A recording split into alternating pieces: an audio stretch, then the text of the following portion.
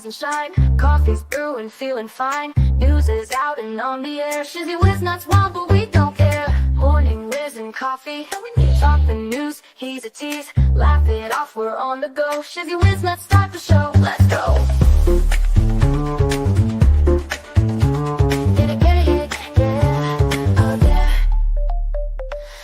Spinning in the breeze, stupid jokes, he's such a tease. Sip the Java with a smile. Pants are off, but stay a while. Morning whiz and coffee. Talk the news, he's a tease. Laugh it off, we're on the go. Shizzy whiz, let's start the show. Let's go.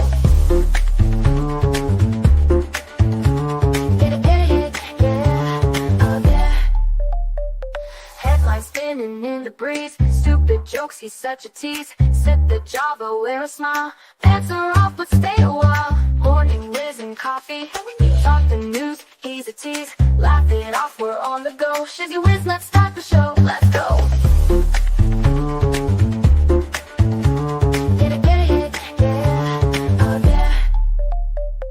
Serious is overrated. Every day we're caffeinated. Talk the town, but in a jest. Morning whiz is always best.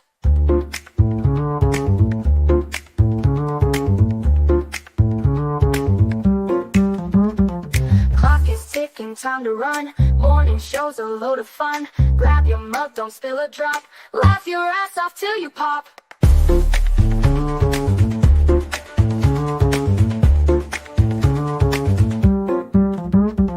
Clock is ticking, time to run. Morning show's a load of fun. Grab your mug, don't spill a drop. Laugh your ass off till you pop.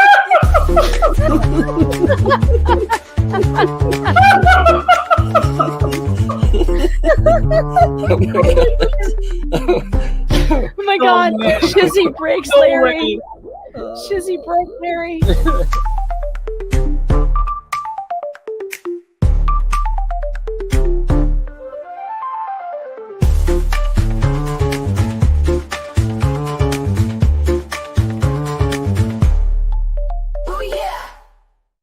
Good morning, everybody. How are you doing on this wonderful Monday morning? Man, oh man, oh man.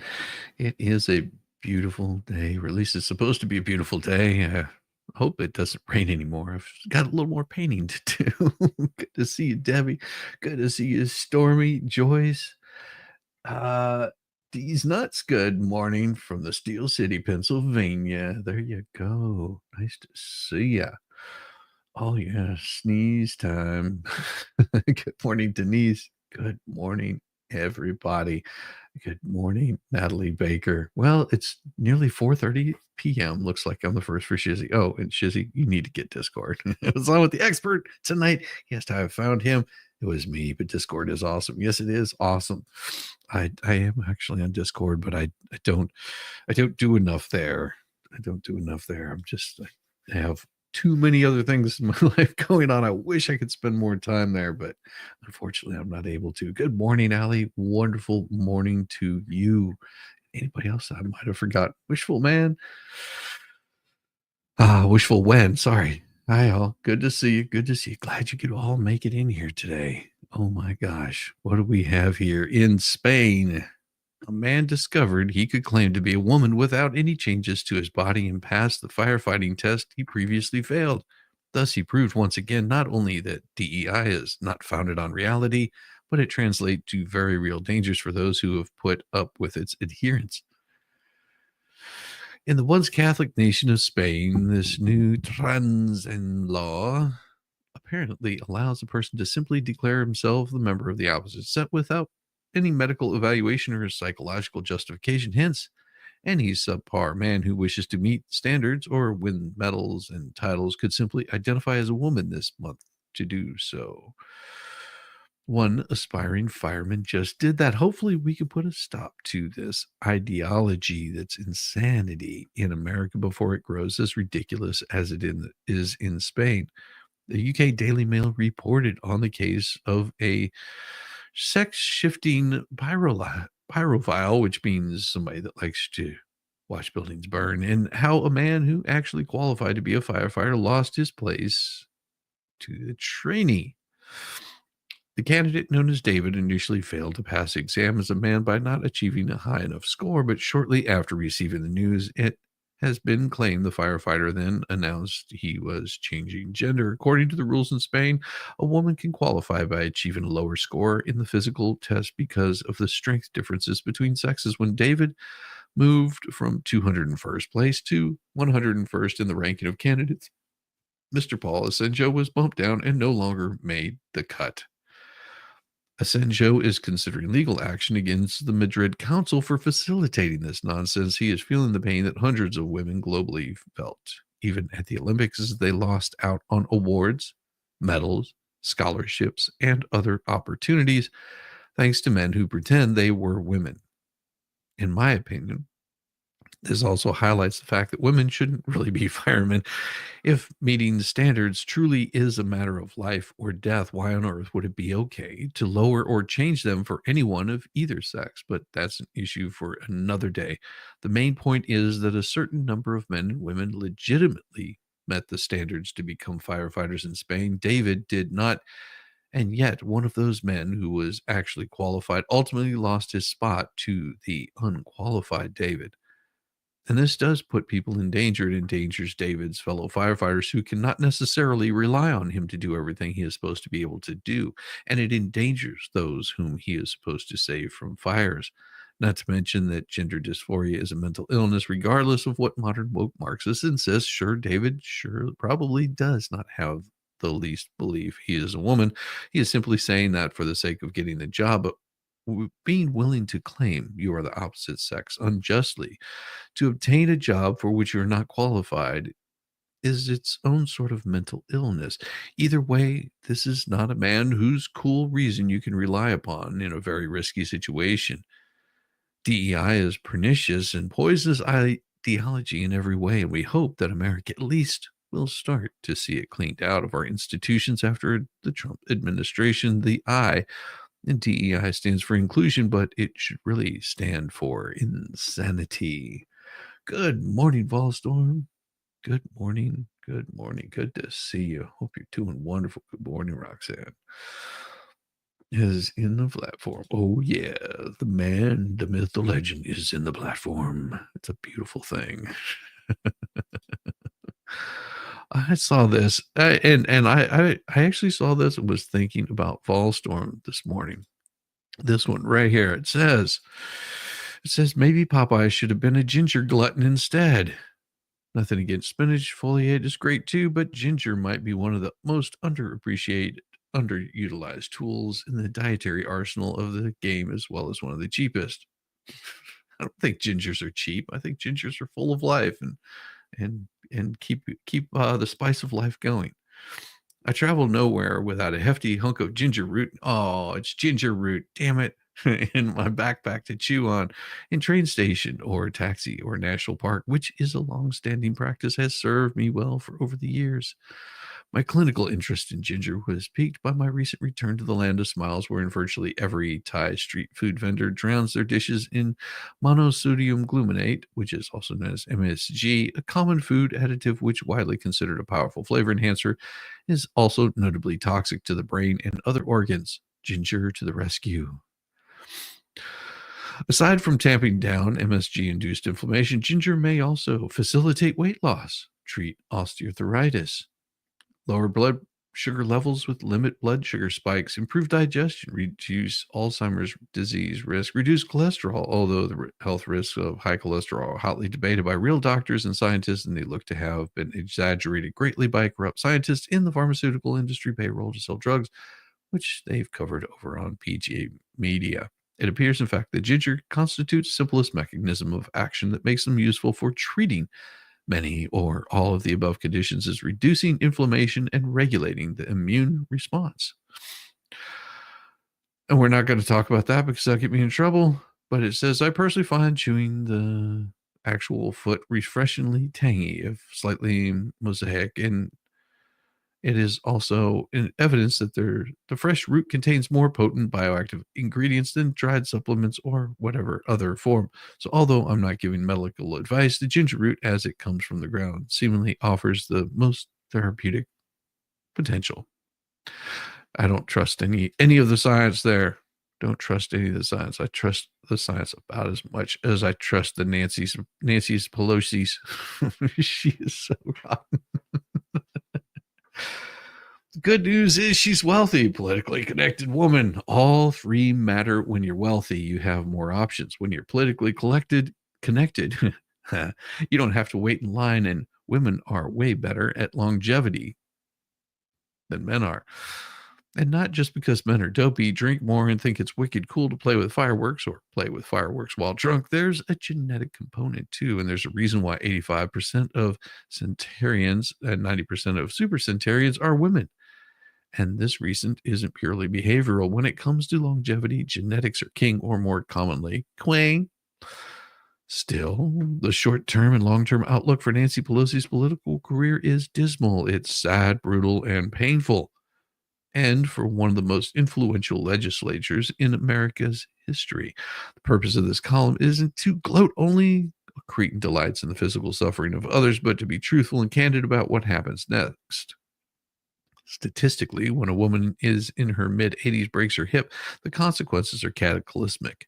Up to 33% of older adults with hip fractures die within a year. 50% are unable to bathe, feed, wipe their butts, or dress themselves. About 1 in 5 end up in a long-term facility. And during the first 3 months after a hip fracture, older adults have a 5 to 8 times higher risk of dying, and this elevated mortality rates last nearly a decade. If an untreated hip fracture is worse, 70% of victims are dead within a year, and that's not a trivial thing. Often, it's not the broken hip itself, it's so medically dangerous, but it's an overall indicator of physical frailty. If your grip strength, stamina, balance, and bone density have all severely deteriorated, you're more likely to fall and break your hip. It could be more a correlation than causation, which is why grip strength has been hailed as an indispensable biomarker for older adults. It's not that having strong hands is a secret to long and healthy life, but that people with strong hands are less likely to slip and fall. Plus, they are probably stronger overall. So, when it comes to longevity, it's not attributable to one thing, but clusters of traits, behaviors, characteristics. It makes pinpointing cause and effect a little tricky. Those stats are way too low. That could be. That could be. In addition to being wealthy, politically connected woman, Nancy Pelosi was also an unusually active octogenarian or something like that. We're all affected by Father Time. By all accounts, Pelosi is still a wily, clever legislator with razor-sharp elbows. Just a few months ago, she spearheaded a coup that deposed a sitting president, and a few years before that, she was tearing up Trump's speech on national TV. All of this matters because the healthier you are before your hip injury, the more likely it is for you to recover. But it's a deadly serious situation for Pelosi and her loved ones. Almost certainly she's facing a steep recovery process, and at her age, it's foreseeable that there could be a series of struggles. Nancy has been such a fixture in American politics for so many decades. She seems larger than life, a permanent, immovable presence, and it seems as if in 50 million years there will still be cockroaches, taxes, Nancy Pelosi pulling strings in the House. If anyone could outlast Father Time, it is her. Both for good and bad, our legislatures are human, one's on the right, one's on the left. Those in the middle, we're all flesh and blood. We all grow old. We all get sick. All of us will die. Even Nancy Pelosi, in all likelihood, her career is over. I love it. I love it. That is hilarious. And I did see this one this morning, which I thought was pretty interesting.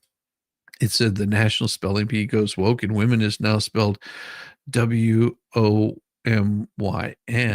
That makes no sense. If your third grader is competing in 2025 Scripps National Spelling Bee, good news. Women is now an acceptable spelling of women. What a time to be alive. In fact, a woman or whatever they're saying is explicitly listed on the National Spelling Bee's list of 50 study words that's distributed to third grade. Nobody knows when spoken language began, but written language developed independently in I'm not going to be able to say that. Egypt, China, and Mesoamerica. Presumably, shortly after the emergence of writing was the emergence of crotchety, ornery spinster schoolteacher who'd shame you before the class when you misspelled a word. And now the proper spelling of woman is WOMYN.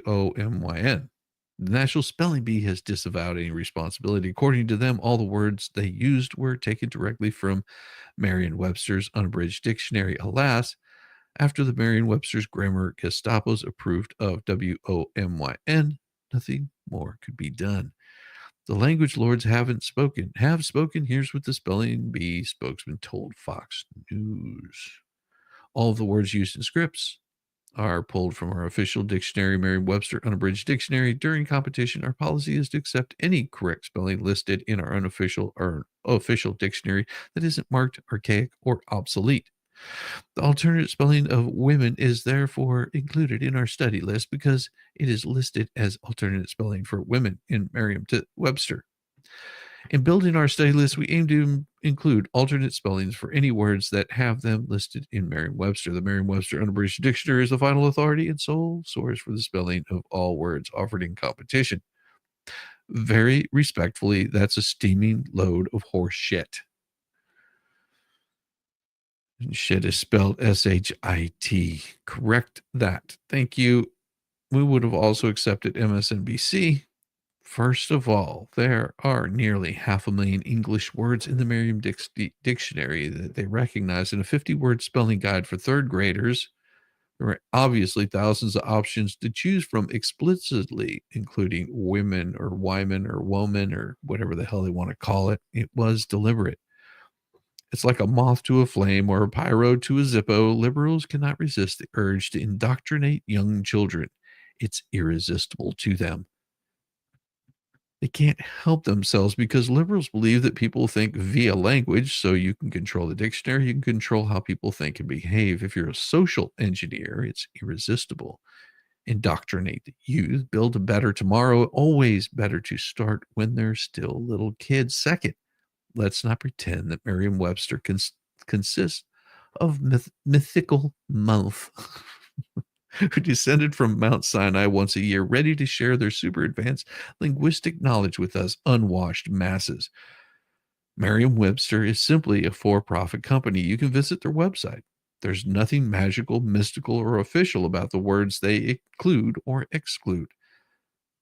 They're people with agendas. Some agendas are political, others are corporate, and the conceit that all the employees of Merriam-Webster are the ultimate arbiters of the English language is absolutely silly.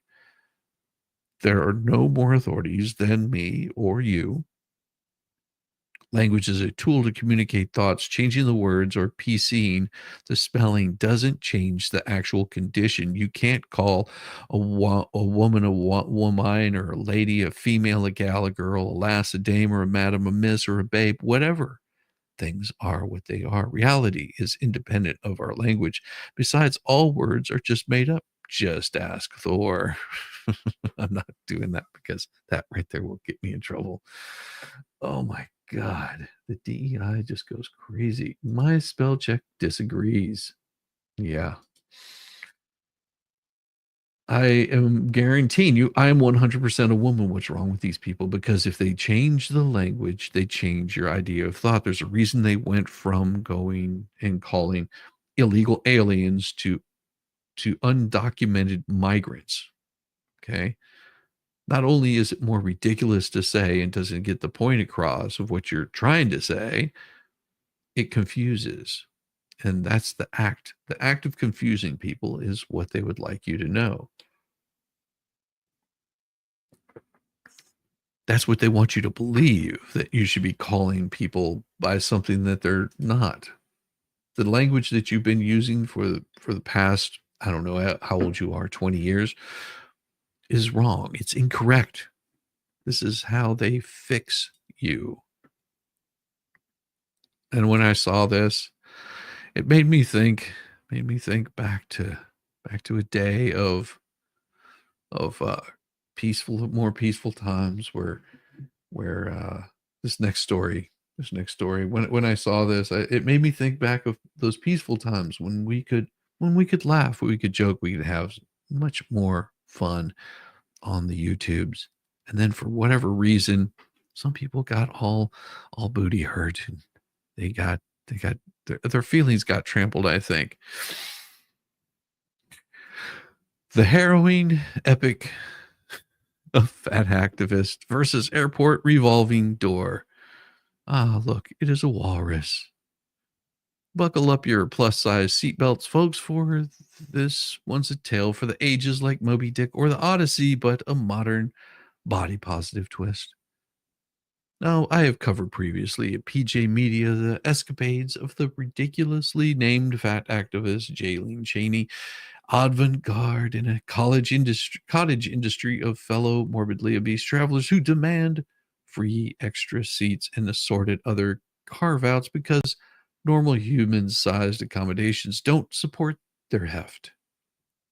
She's back, and this time she's got a dizzying yarn about getting stuck in an airport revolving door and subsequently being ignored and fat shamed for it by the fat phobic staff. A polyamorous plus-sized influencer has hit back after trolls accused her of claiming obesity was a disability. Jaylene Cheney, 27, posted a video in response to a comment that it was made under one of her videos that said obesity is not a disability. It is not a disability. Jaylene's video came after she detailed a stressing experience she had in the Chicago airport as a wheelchair user in another clip. I face significant challenge in trying to get baggage claim, she wrote in that TikTok video showing a clip of herself in a wheelchair being pushed down the air bridge from a plane to the terminal. The only option was that I was going through a revolving door. We pressed the button to slow it down for people with disabilities, but as we entered, we got stuck. Jaylene continued saying she was claustrophobic and began to panic. I was frantically motioning for the staff for help, she recalled. They just stared at me, offering no assistance. According to the influencer, someone passing by noticed her struggle and tried to help, but the airport staff remained unresponsive. This was my second terrible experience at OR during just one trip, she claimed. Jalen called the experience frustrating, dehumanizing, using the hashtag fat and disabled on her video. At the risk of coming off crass, the question must be asked, why wouldn't Jalen, from a purely practical perspective, be better off traveling via cargo ship? Logistic firms have warehouse workers with forklifts, large onboard cargo spaces, etc., all more fitting for a lady of her volume and mass than commercial airlines. Plus, I assume shipping cargo is probably cheaper than Delta tickets. But that would probably be some kind of hate crime or whatever. Asian transport systems, for the record, don't mollycoddle human walrus hybrids in the same way.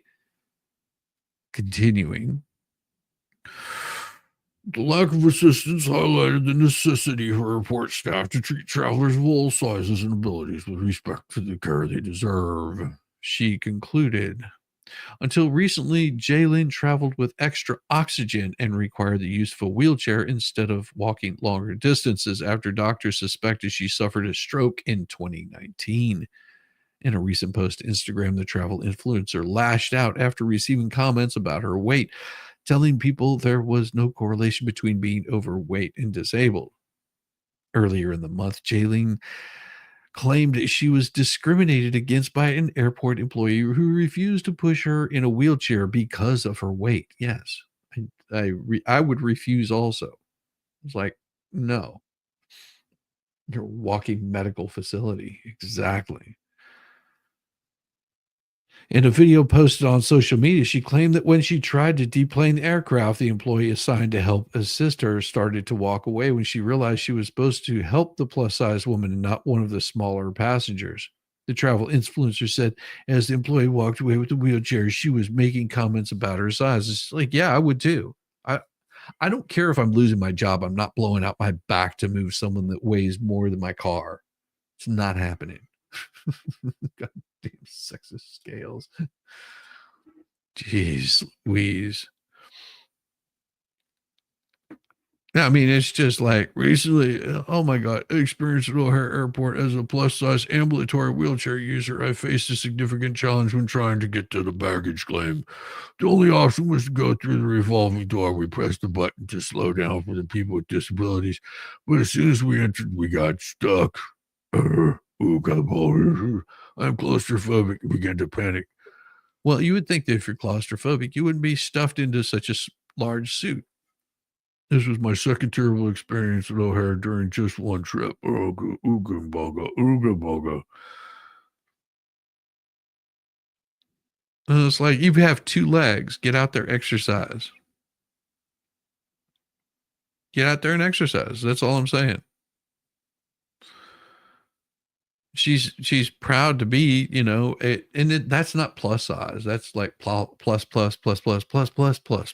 size. When you get to the point where you're so heavy that your legs can't support you, it's time to rethink your life choices. Just saying, no shame in that. No shame in that. Good Lord Almighty. Trump finally comments on the drones. And here, because you're going to see a lot of this over the next week. I'm sure everybody's looking at drones for whatever reason. You know what I feel about the drones? Simple as this. Back in the 90s, I think it was 90s or 2000, maybe it was like 2007. There were drones that, not drones, but these little light brights that were set out about. Oh, just a second. These little light brights were set out. And it was all a campaign for Adult Swim. It was what it was. And I think that that's more or less what this is also, is some people out there flying drones, and all of a sudden there's a lot of other people that go, hey, I can get some likes and clicks if I spot drones in the sky. And so more drones have appeared. That's my outlook on it. That's how I feel. Don't care if you guys agree or disagree, but I'm not going hog shit over the drones. Nope. To me, I don't find it even newsworthy.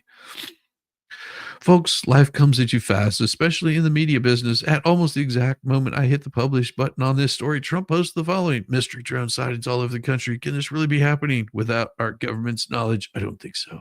Let the public know now. Otherwise, shoot them down.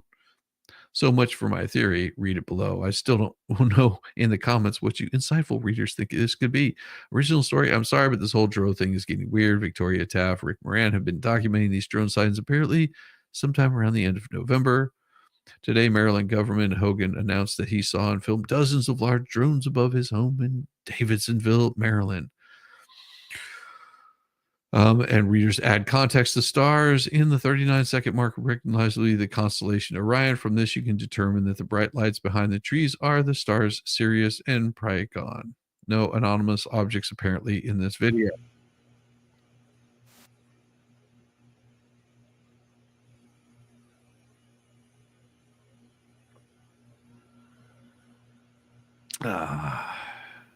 Yeah.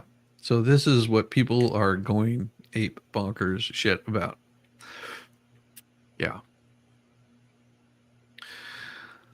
I ain't gonna play the whole 2-minute thing. White House National Security Communications Advisor John Kirby took to the White House mic on Thursday to assure Americans there's nothing to fear from the swarms of UFOs. We have no evidence at this time that the reported drone sightings pose a national security or public safety threat or have foreign nexus.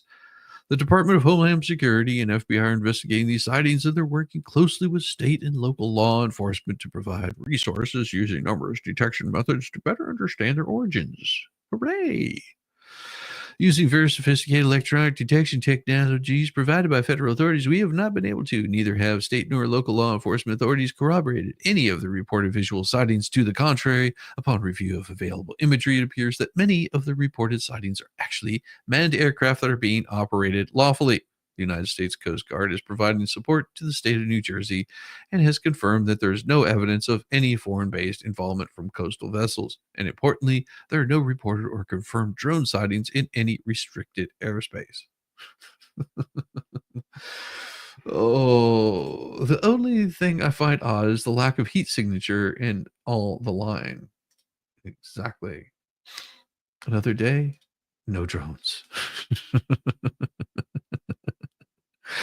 Using very sophisticated electronic detection devices. In the joint statement, the Department of Homeland Security and FBI repeat that the manned aircraft theory and claimed the sightings may just be cases of mistaken identity. We're supporting local law enforcement in New Jersey with numerous detection methods that have not corroborated any of the reported visual sightings with electronic detection. To the contrary, upon review of the available imagery, it appears that many of the reported sightings are actually manned aircraft operating lawfully, and I will repeat it as many times as I need to. So here's what I want to know. Why hasn't President Donald Trump said anything about the drones? The topic is right in his wheelhouse, and we learned that the Chinese spy balloon was floating over the U.S. It was livid and demanded shoot the balloon down. And following up post on True Social, he wrote the Chinese would never have floated the blimp over the United States if I were president. The Washington Post reported on November 19th, around the time that drones appeared, that Trump had begun receiving intelligence briefings so that he may know more of what the rest of us do about the unprecedented drone sightings. What other explanations could there be for Trump's silence on something the whole world is talking about? But don't worry, John Kirby assures us everything is fine. Like I said, I don't believe in conspiracy theories. Now, there are coincidences. Stormy Wendy just subscribed. We'll watch later. Oh, thank you. Welcome. Oh my. Now, what do we have here? It says it's time to get a little bit of coffee. And that's what we're going to do. We're going to grab ourselves a nice cup of coffee. We're going to guzzle that little coffee down, and I'll see you in just a couple of minutes.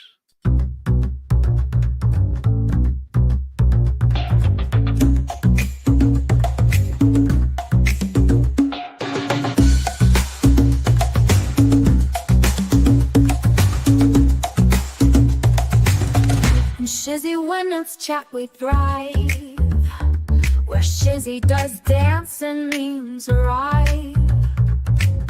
No quiet moments, no dull night. We laugh and funny sight. Oh, Shizzy's crowd, you're wild and true, with crazy gifts and jokes that flew. We're living pixels in the stream, a digital dream, a shared daydream. From shoutouts to those random screams, to inside jokes and endless memes.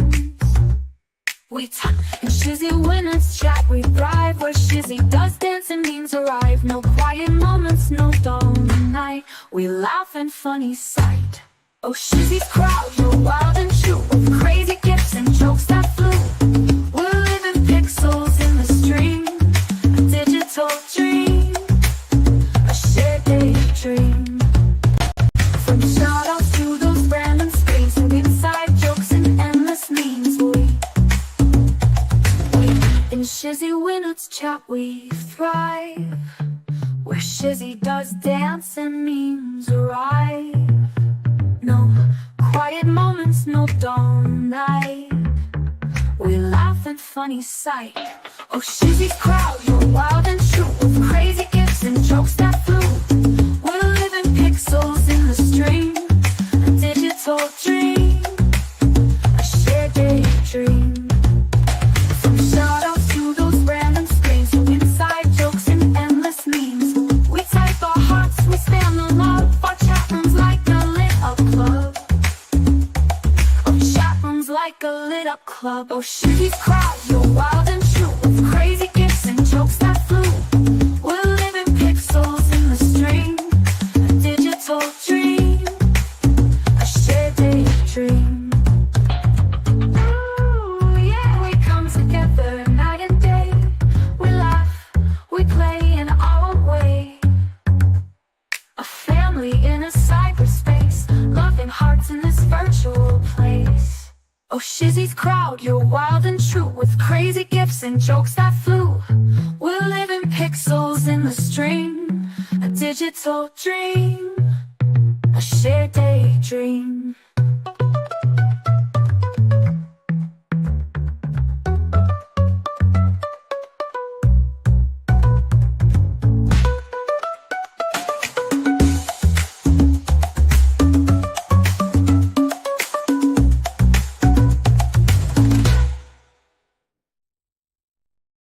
Yes. Well, the drones have gone too far. They shut down a New York airport runway. Even Hochul says this has gone too far. The Biden Harris regime remains blasé about the strange drones that are appearing all over the Northeast. And the face of regime's inaction, the fiendish thingies, whatever they are and whatever they're doing, are growing more assertive. On Friday night, they even shut down the runways of a New York airport, leading to Governor Hochul, who under ordinary circumstances would never do or say anything that might be possibly portray the regime in a negative light, to declare that enough is enough. But old Joe's handlers need Hochul. There's hoping, but there's hardly likely. Stewart Airport is also adjacent to New York Air National Guard Base, where the 105th Airlift Wing is stationed. If you think that Stewart Airport is nevertheless small potatoes, note that also the drones have recently flown over both LaGuardia International and Newark Liberty International, although they haven't shut down the runways at either, at least not yet. And I don't see anything important in reading this. With two prominent loyalists now getting fed up, the Biden-Harris regime needs to be honest about what exactly is happening and what, if anything, they plan to do about it. It's more likely, however, that they will just run out the clock if they can.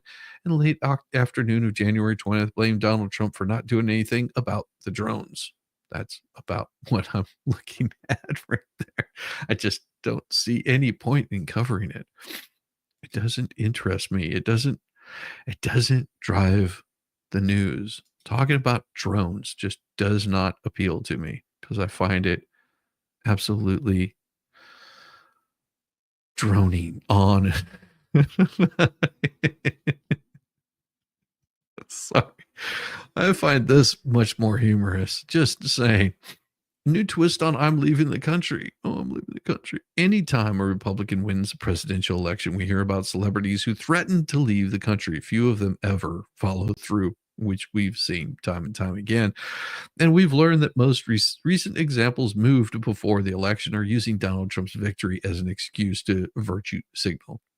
We rarely hear about someone in the entertainment industry moving out of a left-wing country and seeking somewhere more conservative, but Irish-born British comedy writer Graham Leenan announced that he is moving to the U.S. because the U.K. is too restrictive on free speech. In a broadcast on X, Linehan told his followers that he is moving to Arizona to form a production company with Rob Schneider, Andrew Doyle, the genius behind Titania McGrath. Andrew Doyle is awesome.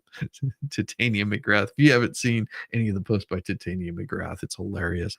And Martin Gourlay of GB News or Great Britain News, he announced, I'm happy to announce I've written 3 episodes of a new sitcom, which we'll be hoping to shoot next year. And to that end, I'm going to leave the UK and we'll be moving to Arizona, where I'll be setting up a production company with Andrew Doyle and Martin Gourlay and Rob Schneider. We have an idea for a sitcom that I think is pretty damn good. The premise is strong and it's not anti-woke comedy, which I think many people would be expecting, because I think that's going to be as dead as an end as the woke movement itself is, because of all this nonsense is going to seem out of date in a couple of years. Damn. Spoken like a true hero. I am completely in agreement with him. The whole anti-woke stuff and the woke stuff is just going to be like, oh my God, you guys are still at it again. Like, stop. Good morning, nurse. Dealing RN. Nurse Casey said she'll be using her son's paint gun to practice her modern art on drones. That's funny. I love it. Oh my gosh. Some of these Ozempic type drugs have been around for decades, so they should have a good safety profile on them. Yeah, there's that one too. That's one I will cover here shortly, and it's not a pleasing thing, just saying. I don't know Linehan's politics, although I imagine he's still a man of center left. However, he's a realist when it comes to gender policy, and that has cost him work as well as his marriage. He told his audience that because he has spoken out about gender madness, I haven't worked in 5 years in that field, and I have that I love, which is comedy. Line had previously discussed how dramatically his life changed when he began speaking out about his views on the trans issue, with Debbie Hayton writing last year for The Spectator that jobs began falling away for the comedy writer accused by his opponents of transphobia. He has found himself out of work and out of his marriage. Line had said that that part of the reason for his move stateside that the UK has given up on freedom of speech. I don't think they ever had the freedom of speech from what I could remember. I guess the only thing to add is that one of the reasons I'm leaving is because freedom of speech in the UK is really in bad shape at the moment.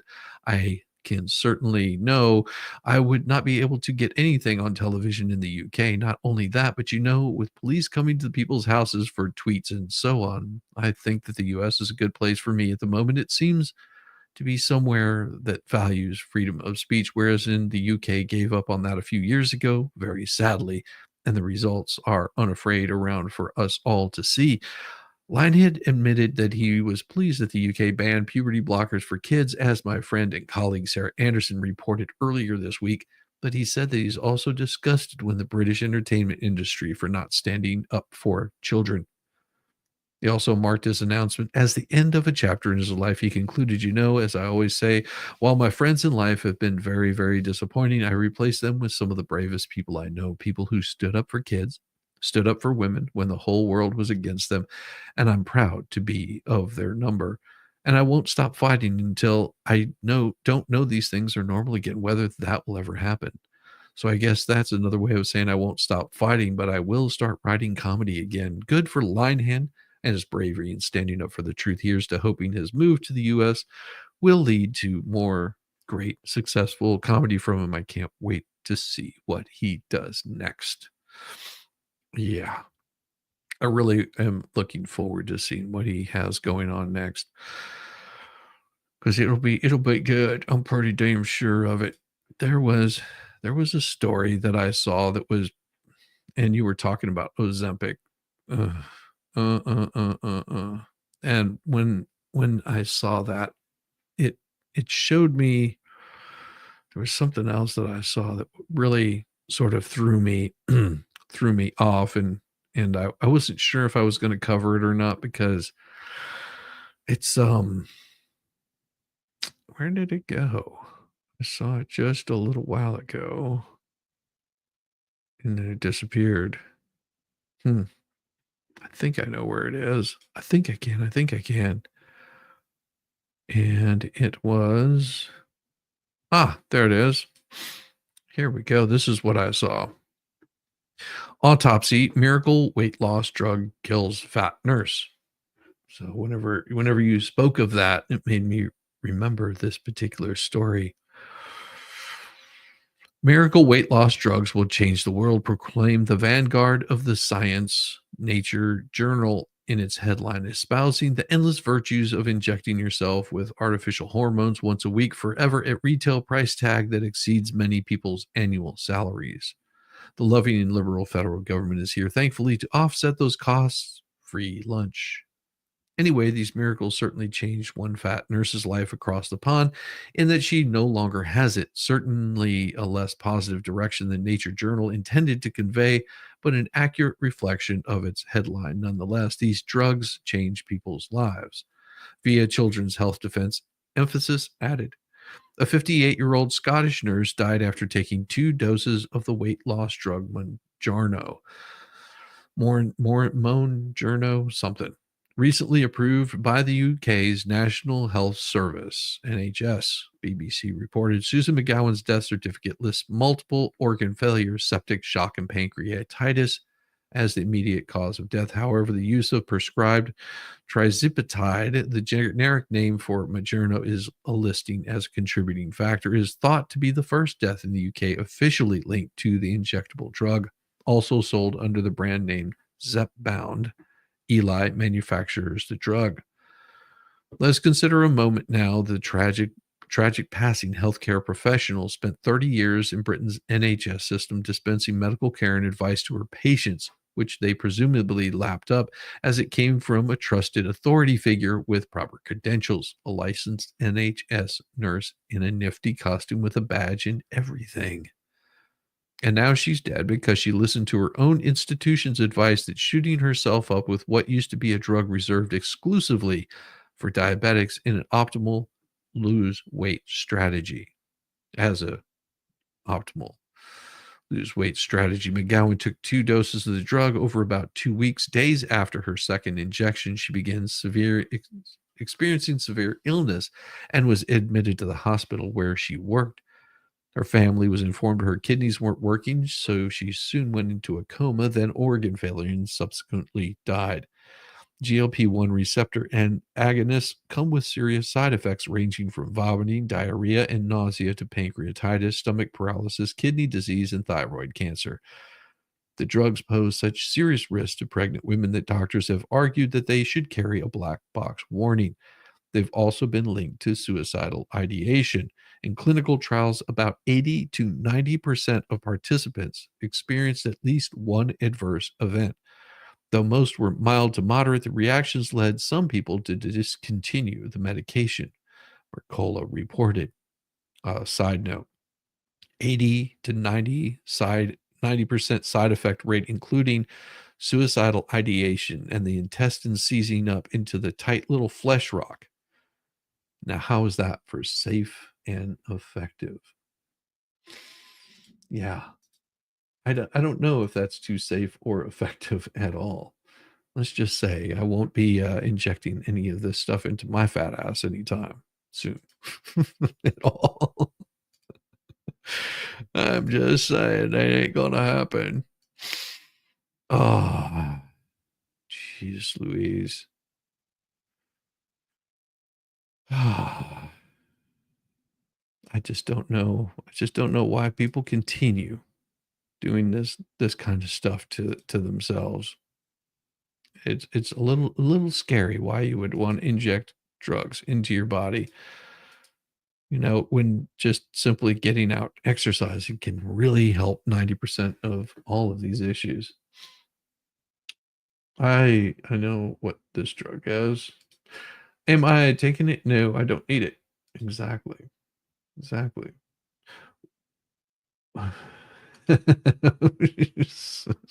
Shizzy, what do you give Bubbles for his birthday? Depends. Why is that? Because he's shitting himself. That could be why, because he is shitting himself. Oh my gosh. It just goes on and on. Oh wow. This is gonna get crazy. This we're not even close to January 20th yet, and it gets just more and more insane. Every time I look at the news, I'm just like, good Lord. Good Lord. Democrat state representative finally shows what leftists really want to do to their opponents. If the lefties were honest, which is like saying a fish could run marathons, incoming West Virginia state representative Joseph DeSoto would be a rising star in the Democrat Party, destined for Congress, and who knows, maybe even a spot on the national ticket one of these days. Instead, he is under arrest today. And once again, if leftists were honest, they would be agitating for his release, saying that he was nothing less than a trailblazer, a courageous visionary who reached the logical outcome of their thinking before anybody else did. For Joseph DeSoto, you see, threatening to delete his political opponents. It has become commonplace for leftists to call their opponents fascists. Even the alleged president of the United States, old Joe Biden, declared in his ominous red and black speech of September 1st, 2022, that Donald Trump and the MAGA Republicans represent an extremism that threatens the very foundations of our republic. Yet leftists have not been consistent after this. After Trump was reelected, many Democrats and their media shills went on calling him the little mustached guy. And welcome to sorry, I just lost my place there. During which let's do everything. Oh, okay. Sorry. Congratulating him and talking about how they could work together. Even old Joe himself welcomed the extremist who threatens the very foundations of the Republic to the White House for a cordial chat, during which he pledged to do everything he could to make the transition from Biden-Harris, America's last regime, to Trump's second first America First administration as smooth as possible. As later events have indicated, the sleazy, corruptocrat in the Oval Office was lying yet again, but nevertheless, his friendliness to the man he has been telling us was the incarnation of evil itself was striking. Well, Joseph DeSoto is not like that. Joseph DeSoto is a consistent thinker. And what makes his consistency even more striking is that he's relatively new Democrat, having only recently switched his affiliation from the Republican Party. Yet he has taken to his new affiliation with the aplomb of an old, experienced hand. NBC News reported Friday that DeSoto, fresh from his election to the West Virginia House, was arrested for making several threatening, intimidating threats against government officials, according to a West Virginia State Police lieutenant. Now, DeSoto is in a world of trouble. He has been charged with one count of threats of terroristic acts, and his bond was set for $300,000. It seems that his promising Democrat politician was upset following a recent meeting where a Republican state lawmaker discussed whether to expel him from the caucus, according to a complaint shared with NBC News by an official Wynn Berkeley County Commission. It's not clear why Republicans were talking about expelling him when he hasn't even taken his seat yet, but whatever the reason may have been, DeSoto was furious, and he said he was going to delete delegates and name some of his Republican colleagues to be, including Speaker of the West Virginia House of Delegates Robert Henshaw. Asked what he meant, DeSoto claimed that God called him to delete them. He wrote that the members of the House could all go to hell. He will send them there as commanded. As if that weren't clear enough, he added, I did say I'm going to delete people. I said that it's necessary to put them from office. A witness helpfully explained that DeSoto has a temper and can become very angry. No kidding, really? It seems that he has been very upset over things that have been occurring with the political groups and things that he believes are being said against him, and he feels that he's being attacked and forced out of his position. Well, that's a shame and all that. Yet, although NBC's story clearly doesn't give all the salient details, it is nonetheless clear that whatever may be the cause of DeSoto's dispute with his former fellow Republicans, he's handling it like a true Democrat. Really, it was only a matter of time after demonizing their opponents for years. It was inevitable that some leftists could escalate to outright death threats against them. The cause of DeSoto's rage may have been some personal dispute, but he has already shown a remarkable ability to adapt to his new affiliation. Will Democrats in West Virginia nationwide chip in to raise his $300,000 bond or march outside the jail demanding that he be freed? It would only be consistent. It's crazy. That's crazy. Why would anybody do that? She's still huge and gaining. Yeah, it sucks. It sucks, man. I'm telling you. It absolutely sucks. Oh my, oh my. It just goes on and on. Well, what is this? I saw this earlier, and it says it turns out that Biden never considered the specifics of the 1,500 clemency cases he commuted. The Massachusetts woman on Biden's clemency list was sentenced for lethal fentanyl trafficking conspiracy. According to Boston Herald, she led a large-scale criminal enterprise that reaped hundreds of thousands of dollars in profits and caused untold misery.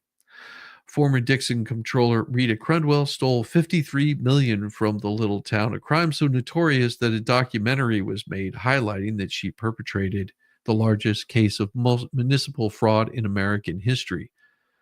Perhaps the most incredibly was the Cash for Kids judge in Pennsylvania who wrongly sent dozens of minors to a for-profit prison and got kickbacks for it and was released without any examination of the facts of the case.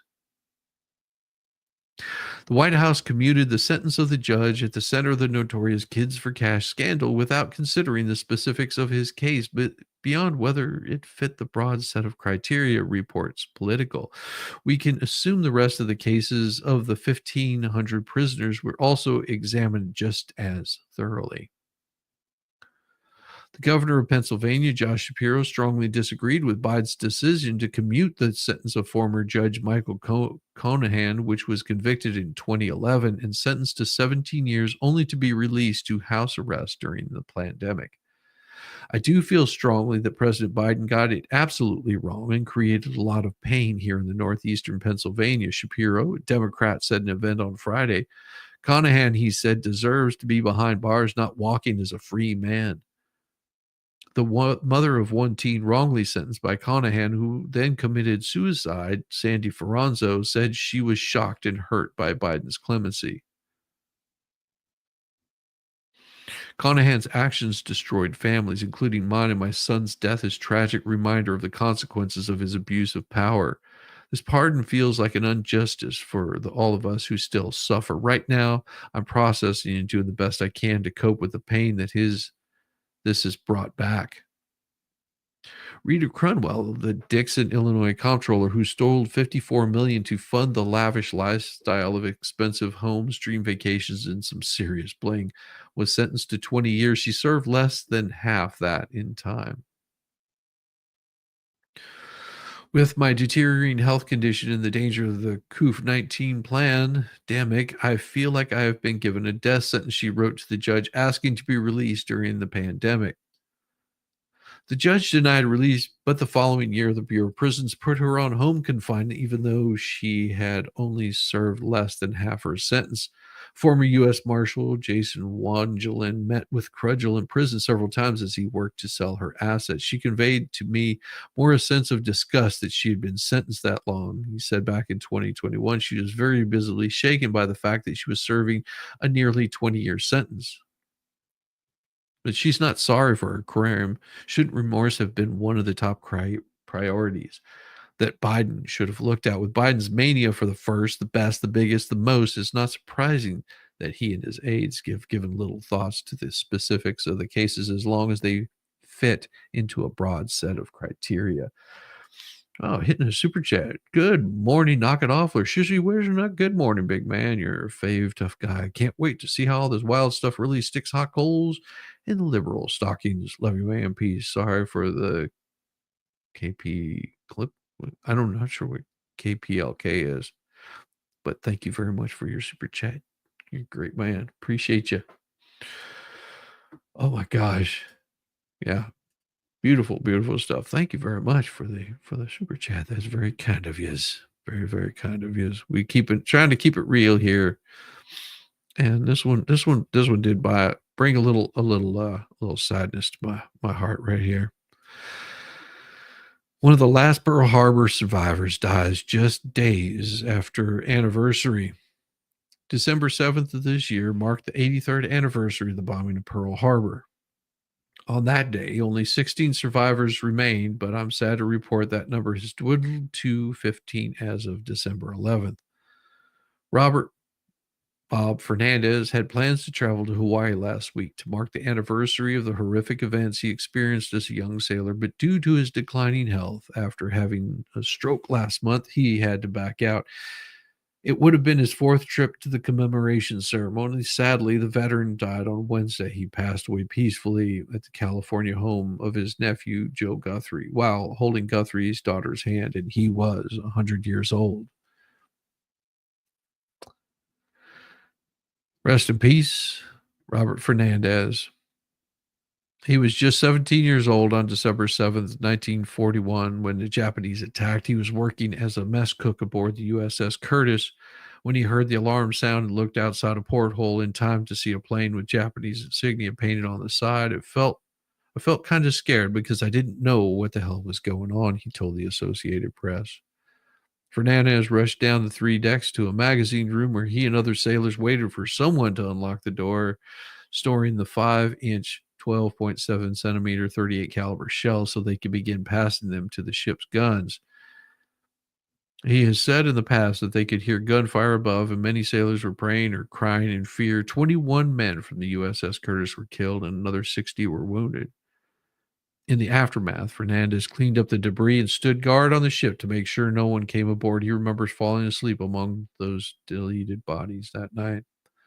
According to Guthrie, Fernandez spent 6 years in the Navy. He spent a lifetime proud of his service. It was just completely ingrained in him, he said of his uncle. Upon leaving the military, Fernandez worked as a forklift driver and spent 65 years with his wife, Mary, until her death in 2014.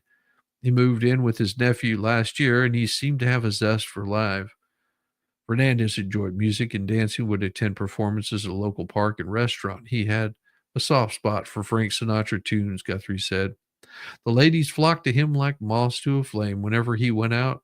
Even in his final days, he also had a strong desire for helping others, whether he was raking leaves or painting a fence for a neighbor.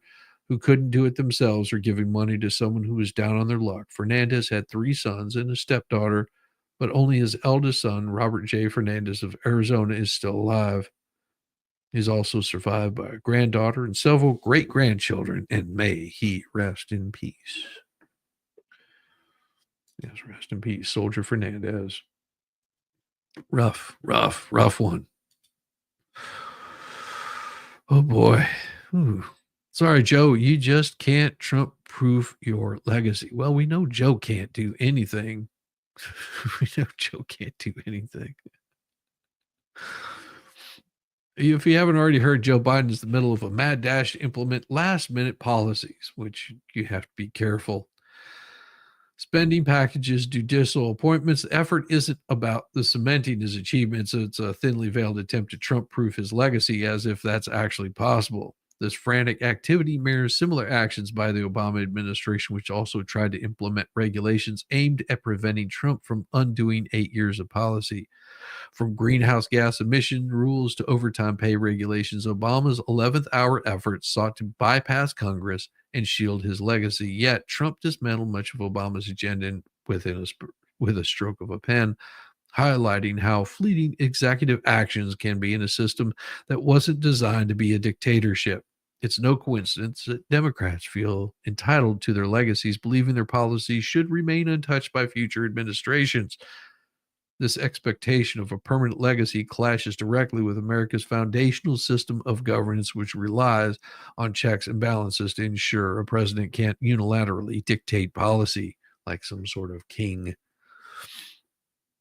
Biden's term has been marked by economic turmoil, a border crisis, countless scandals, a disastrous withdrawal from Afghanistan, and controversies like his controversial pardon of his son Hunter.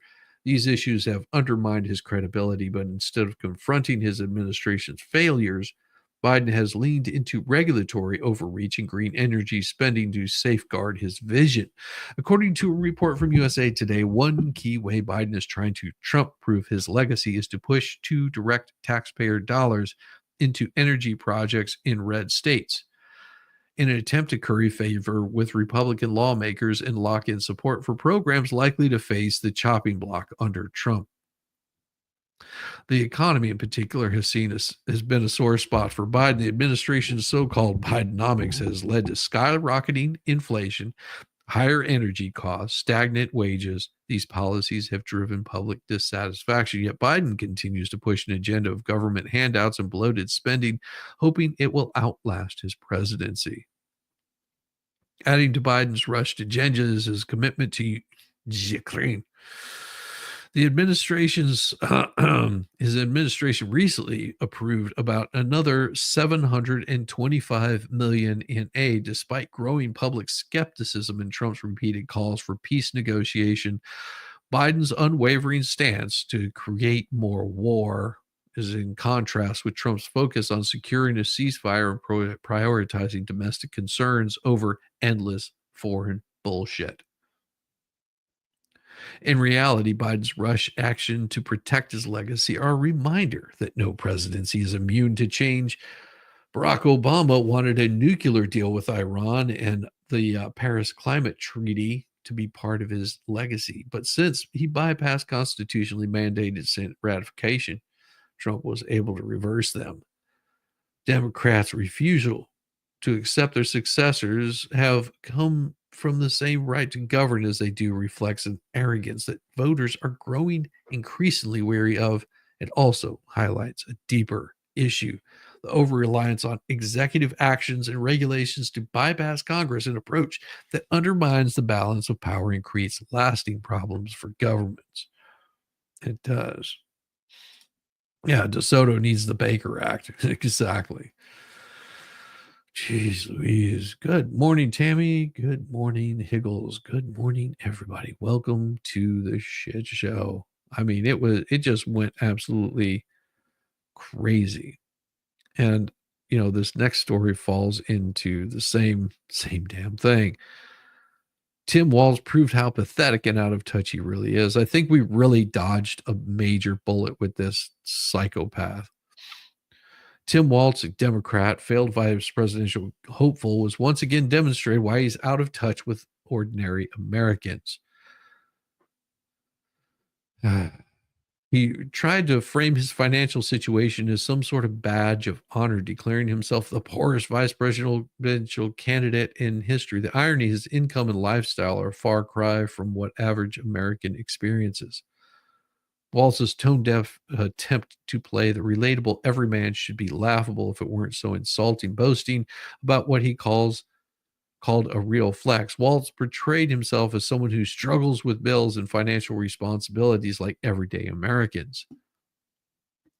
I thought it was a real flex when Wall Street Journal pointed out that it might have been the least wealthiest person to ever run for president, he said during a recent review. And I thought that would be something. People say, well, this guy knows where we're coming from. He's had to pay his bills. He had to do and still does. Waltz continued, and we'll just listen to this moron talk. It's ridiculous. I thought it was a real flex when the Wall Street Journal pointed out that I might have been the least wealthy person to ever run for vice president. And I thought that would be something people say, well, this guy knows where we're coming from. He's had to pay his bills. He had to do, and still does.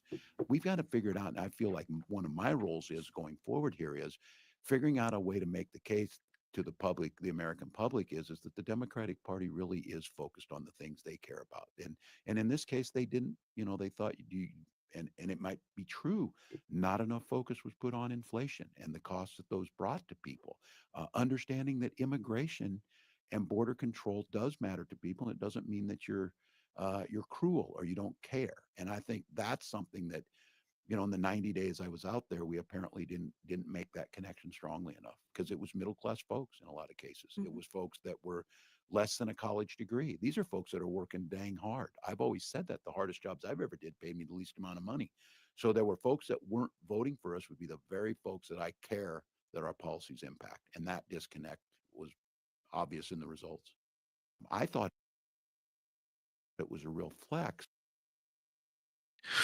Well, a free word of advice to Waltz. Don't pretend to be an average guy when you're not. And let's take a look at his financial situation and see if he's really a guy who knows where average America is coming from. According to the Wall Street Journal, utilizing their 23 tax returns, Tim and Gwen Waltz had a total income of about $299,000, with 135,000 of that coming from pensions or annuities. But the Wall Street Journal recently reported that Waltz pulled $135,000 from his retirement savings to pay for his daughter Hope's college education, something only available to the father of two through his accumulated pensions from the National Guard, Congress, and teaching. The publication reported that those pensions could add up to an additional $800,000 to the couple's net worth, which originally appraised between $112,000 and $330,000 in 2019. Forbes also estimated Tim Wall's net worth at just over $1 million as of 2024. Obviously, he's not super rich by any measure, but to put this into perspective, the average American household income sits around $63,000 and is as low as $50,000 in some states. We're talking about the average. We're not talking about the highest or the lowest. We're talking about an average. Despite earning nearly 5 times the average American household income, Waltz seeks sympathy, citing his financial status as inferior to that of his other powerful colleagues. This is a man who views his financial privilege as a struggle worth bragging about. Woe is me. It's clear Walz is hoping to connect with voters by painting himself as one of them, a regular guy, an average Joe, but the numbers tell a different story, trying to portray his comfortable six-figure income as a sign of financial hardship is not only dishonest, but it also offends those who genuinely struggle with financial difficulties. Waltz's attempt to drum up sympathy for his so-called struggles isn't just pathetic, it's a desperate ploy to distract from his inability to deliver results. If this is the best flex he can come up with, it's no wonder the Democrats failed miserably this year. The fancies, it's whenever they try to be relatable, they just prove how out of touch that they really, really are. Yeah, he's playing the system. No, he's getting. Here's the thing. He's getting everything that he's getting because of his time in the National Guard. I don't begrudge him that. For his time in Congress, don't begrudge him that either. But don't try to piss on my leg and tell me that it's raining outside. Maybe he shouldn't spend too much money. Yeah, that's what I'm thinking. Oh, good morning. Good morning. Good morning, Rosalind. Is it just me? My days and nights tend to get mixed up. I'll be hitting the caffeine all day just to get back on track. Welcome, Beth G. Good to see you. Good to see you. It is crazy that it's almost like this big disconnect of the haves and have-nots of whenever you're trying to make yourself appear to be poor, like it's some sort of flex. Great, Tim. How about that? Somebody that doesn't, that just shows the receipts. This right here. Trump wins defamation suit. ABC and Stephanopoulos have to fork over $15 million. Ah, sweet justice. Donald Trump has won a massive victory against the far left propaganda factory that masquerades as news media, and patriots all across the land can hope, for the sake of our freedom and our future, that this is just the first victory of many. Will this herald an end to the left's relentless efforts to mischaracterize, misrepresent, misreport the words and deeds of patriots so as to get as many people as possible to turn against them? Well, it's unlikely in this stream, but it sure helps. Technically, it's a settlement, but very clear which side came out on top. Fox News Digital, which broke this story first, reported Saturday that ABC News, their top anchor George Stephanopoulos, have reached a settlement with Donald Trump in his defamation suit, which will result in the news network paying the president-elect $15 million. The settlement precludes Trump's suit from going to trial, which shows that ABC's top dogs understood how weak their case really was. They're happy to fork over $15 million to make the thing go away, rather than have a trial reveal just how far their actual journalism they have allowed themselves to stray. And so now Stephanopoulos and ABC's will issue a statement of regret, as an editor note at the bottom of the March 10th, 2024 online article about comments made earlier this year that prompted Trump to file a defamation lawsuit.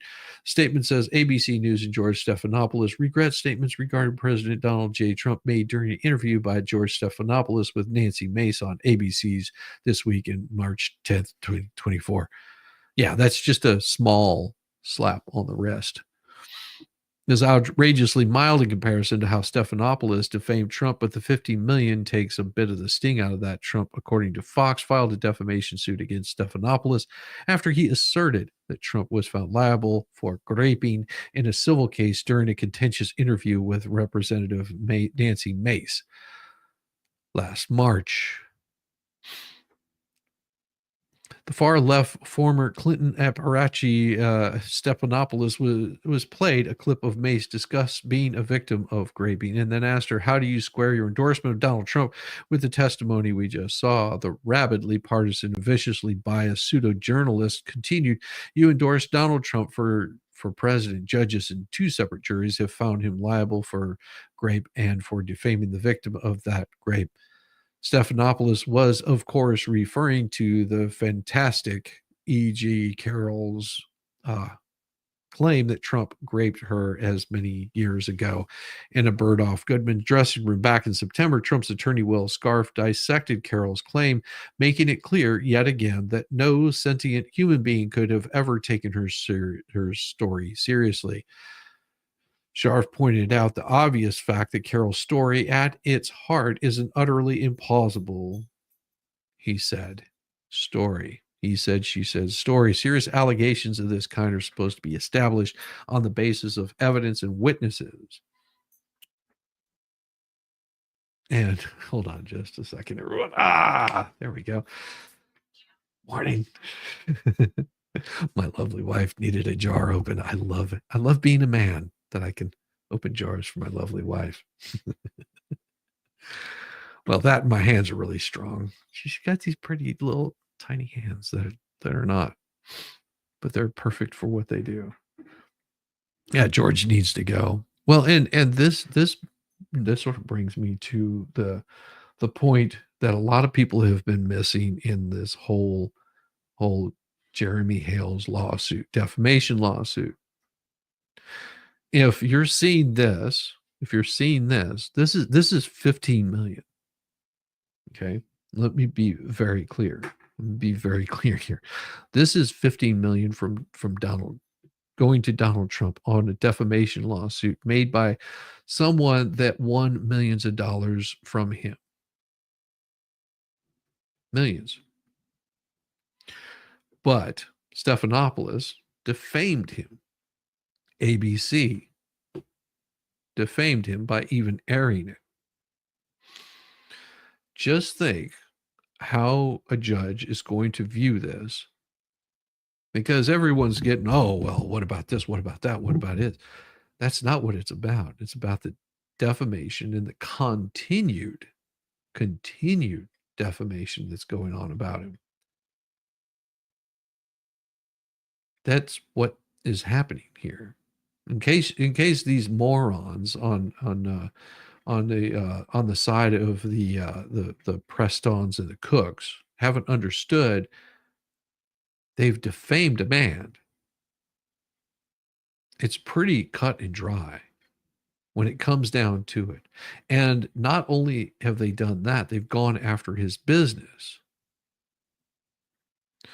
So it goes beyond just defamation. It goes to the point of defaming, trying to defund, trying to destroy a man and his company because they don't like how mean he is. They think he's a big old meanie because he didn't support your little turtle rescue. It's not his job to support your turtle rescue. It's not his job to support anybody except for who he feels like supporting. I'm just saying that you defamed a man. You tried to take down his business, and yet you've got these just disgusting people that constantly do it over and over and over and over and over again. And they think there's going to be no repercussions for what they're doing. They've gone so far as to run a grift off of a freaking child. And you think this is the end of it? This ain't the end of it by any means. You think that after Christmas that the money that they've been raising is going to stop? No, because the next funding that they're going to come up with is going to be about, oh, let's see. Should we go through the ways that they can grift? Oh, the child ended up sick because of a weather change or some other bullshit story, and she had to go to the hospital, and therefore we need to raise money for some issue with the child. And it's not really confirmed except you saw her in the hospital. Or could it be, well, we need to raise money for this attorney? Or could it be that these documents are going to cost so much money? Or we've got to have this expert, handwriting expert, or we've got to have this, or we need to have that, or she no longer has a vehicle anymore because she didn't take care of it properly. The maintenance, those little pesky things that you have to do to vehicles. It could be any one of a number of things that they're going to be trying to raise money for and grift money for. Yet they buy useless toys, useless things, just to show that they're doing something. How is that going to look if just say 1,000 people donated to send some gifts? Just 1,000 people. Say they donated $1 each. And that's $1,000 right there that came rolling in, and it was for supporting this child because it's for the HG. It's for this child. Well, how much money did that child actually see? Did you do anything useful with it, or did you just buy her some toys that she's going to outgrow in a couple of weeks? Because those right there are untraceable, untrackable. You can't really. You can say, oh, look, that's happy, good, feel good, and you feel good now, don't you? And if anybody talks out about it or speaks out about it, you're trying to hurt the child. You're trying to harm this child. It's not about that. It's about the transparency of this. And you're going to see more and more of a grift of this. It's going to get, you think that defaming somebody is this great, glorious thing, but because they're bad and evil. No, it's still defamation.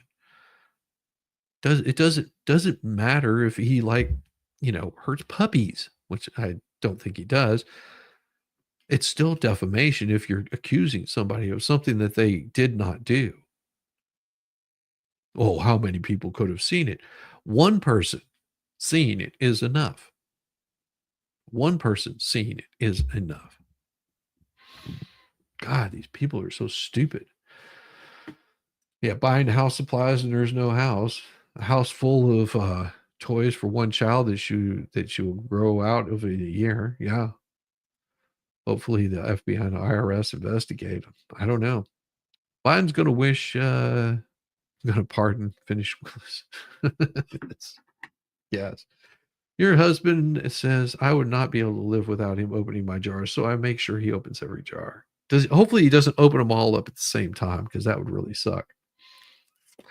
Not his job to support the grift as described in previous behavior. Mm-hmm.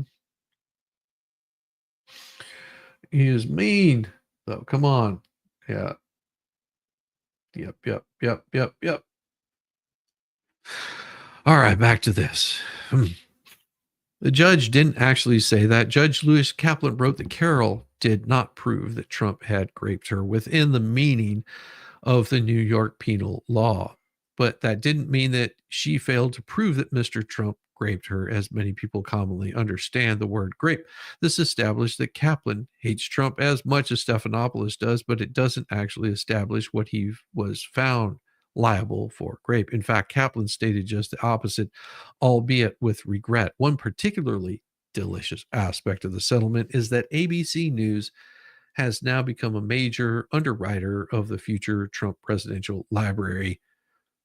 The settlement stipulates that ABC News will give the $15 million as a charitable contribution to the Presidential Foundation and Museum to be established by or for plaintiff. As presidents of the United States of America have established in the past, the far left hate network will also chip in $1 million for Trump's attorney's fees. May this be the first of many such victories against the left's relentless propaganda machine. Stupidopoulos thinks he is still working for Free Willy. Yeah. I've had dealings with Stephanopoulos before on a 2-degree separation level, and I'm not really impressed with him at all. I've known a few of his crooked business partners. Let's just put it that way.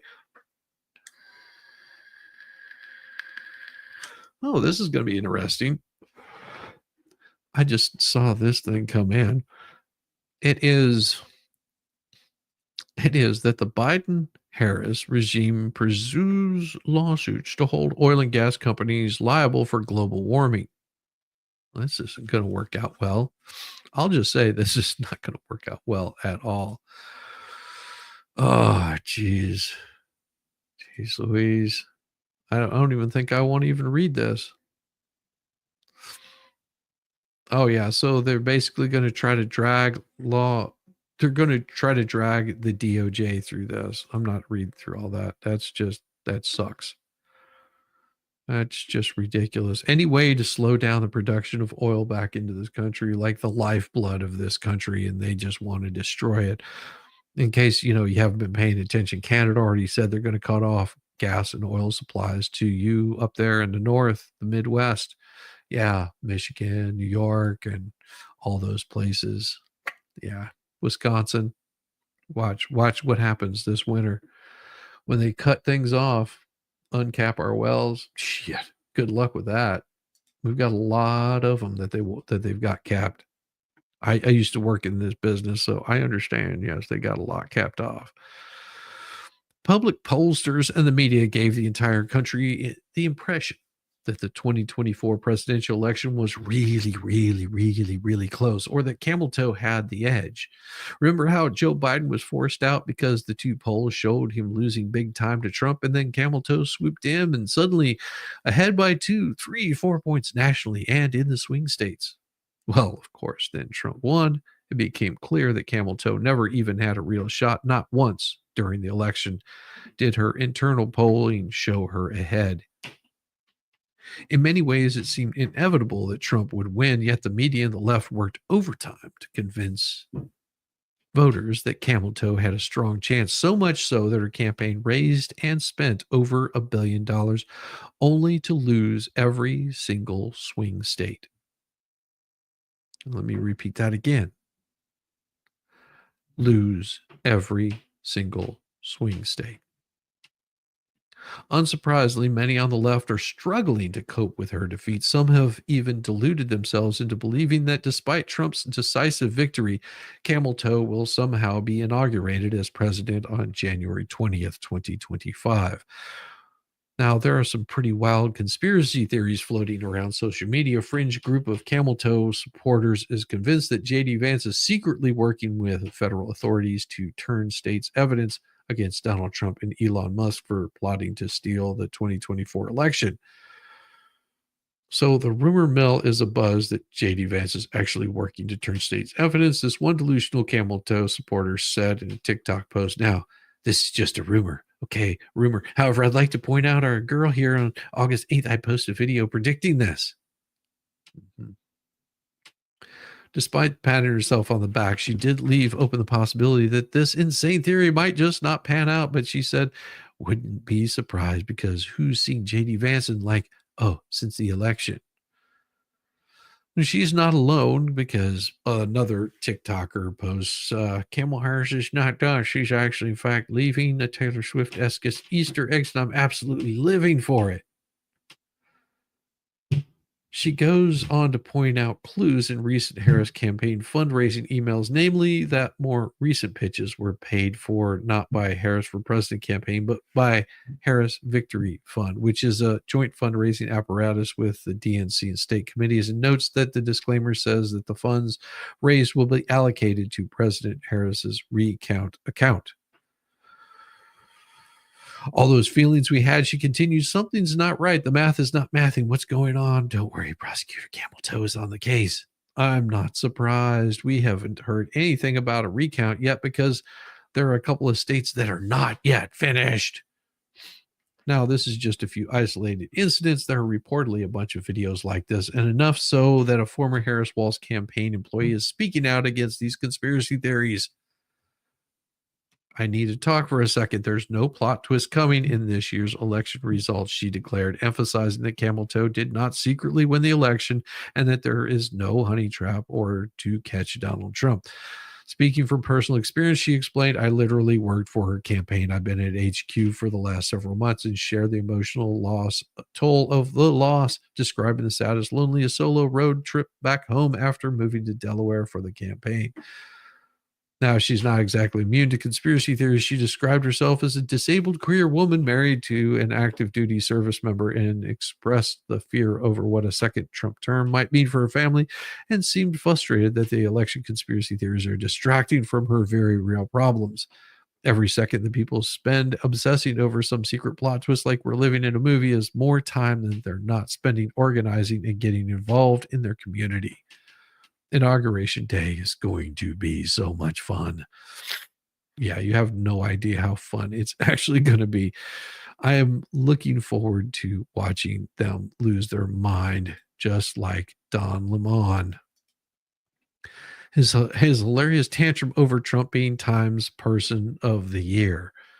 Everybody was wishing for Camel Toe. Everybody was wishing for Biden, but Time Magazine selected Donald Trump as its 2024 Person of the Year. A lot of people on the left, well, they're not happy about it. I guess they thought Camel Toe deserved a consolation prize or something. They're making their grievances known. One such person is former CNN anchor Don Lemon, who had a theatrical meltdown filled with inaccuracies, exaggerations, despite virtual signaling on TikTok Live. Now they wanted someone. Did they even show it? Oh yeah, here we go. We can just watch him have his little meltdown. Now, if they wanted to make someone Person of the Year, they would have made someone who, and my God, I'm sure he loves this, right? If they wanted to make someone Person of the Year, I don't know, they could have done it to with any person. People, they could have done it to someone who actually stood for democracy, who stands for democracy in the country. Now you think about what encompasses person of the year. Just because you are elected president of the United States does not mean that you should be person of the year. What Time Magazine, what are you doing? Let me ask you, Time Magazine. What do you say to the women who, I guess, still read Time Magazine? What, like Riley Gaines, maybe? Huh? You mean the women that have been, trampled upon by men? What about those women? What about the women in swimming that have lost a spot over some dude? What about the women in maybe across in other countries that got their face pummeled so hard that they decided after 2 punches that they weren't going to be hit by a man? What do you say to those women, Dawn? Or the women who don't they do like a whole Time 100 thing or something, which, what about the women who are on that list? Well, maybe a man that survived not 1, but 2. A man that got shot in the head during 1, and they managed to stop the other one before that happened. And that's only the ones we know of. How many others were stopped? It's a question. What about that? I'm sure some of them will had dealt with issues that women have to deal with, like discrimination in the workplace, SA, all kinds of things. Really? Well, is it one or the other? Because, that would be completely different things. Maybe a man who survived an assassination attempt. The women in any sport that lost to a male posing as a woman because he was too weak to participate with the boys. Yeah, maybe. Good morning, Deborah. Good to see you. Yeah. Don Lemon is so irrelevant. Watching these guys get their asses handed to them on a regular basis does bring a little bit of joy to my life. You have someone on the cover of your magazine who is an adjudicated assaulter. Oh yeah, that just won a lawsuit for somebody accusing him of something that he didn't do. Yeah, you had to couch those words very carefully, didn't you there, Don Lemon? You have someone who inspired an insurrection. You have someone who... Where? What insurrection? When, where, how, what? Huh? What was that? What was that, Don? If this is the case, Don Lemon, if there was an inspiration for an insurrection, then why haven't we seen all of the information? Why are these people that were on the January 6th committee all of a sudden seeking to have, what is that? What was that, Don? What was it that I heard screeching from the left there, and from people like Liz Cheney that oh my god, like we're going to go down in a flaming ball of shite. Huh.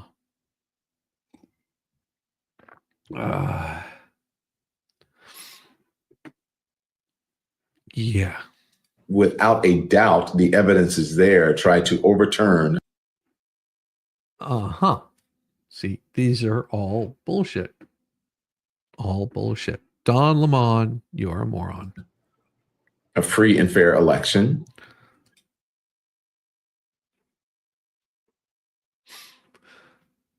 Let's see, what other lies can Don Lemon say? See, this should be considered insightful right here. Wouldn't it be, Don? Wouldn't it be considered inciting? If you're accusing somebody of things that they didn't do so you can get other people riled up to go and attack him? Could be, Don. You had someone who had multiple criminal counts and found guilty on multiple criminal counts. Let's see how those are working out. Weren't those counts dropped? Let's see. Oh, that's right. They're still going after him in New York. That they want to try him.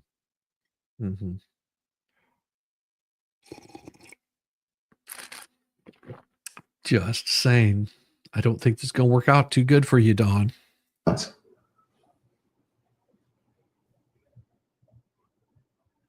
And you name them person of the year? Is this a joke? Did we get something wrong? Did someone scam us? Are we? Yeah. Don, you got everything wrong. Absolutely everything wrong. I think, Tater, the only time you'll see Lynette Slippery Pole Dancer have real tears for the first time in many years. Bulldog coffee is a requirement. Oh, yeah. Actually, speaking of coffee. Is this, are we sure about this, producers? Producer. There is a conviction. Hey, Don, have you ever done any work on your own? You ever done any work on your own? I guess you have to have producers do this work for you. Did felon on the cover of Time magazine as the person of the year? Maybe we're being scammed. Did someone? It's funny. It says, I'm not sure why a dude posting a rant on social media with a crappy webcam should have producers. And if he actually does, they should be fired because this setup has zero production value to it. Trump is person of time of the year, Don. Learn it, know it, live it, love it. Thank you so much. That comes from Matt Margolis, the author of Airborne, How the Liberal Media Weaponized the Corona Against Donald Trump. The worst president in history, the legacy of Barack Obama, the scandalous presidency of Barack Obama. Yeah, these are actual writers. Coffee should be on an IV push. It could be. Speaking of IV pushes and coffee, we are going to take a slight break, grab some coffee, and we'll be right back after just a couple of minutes.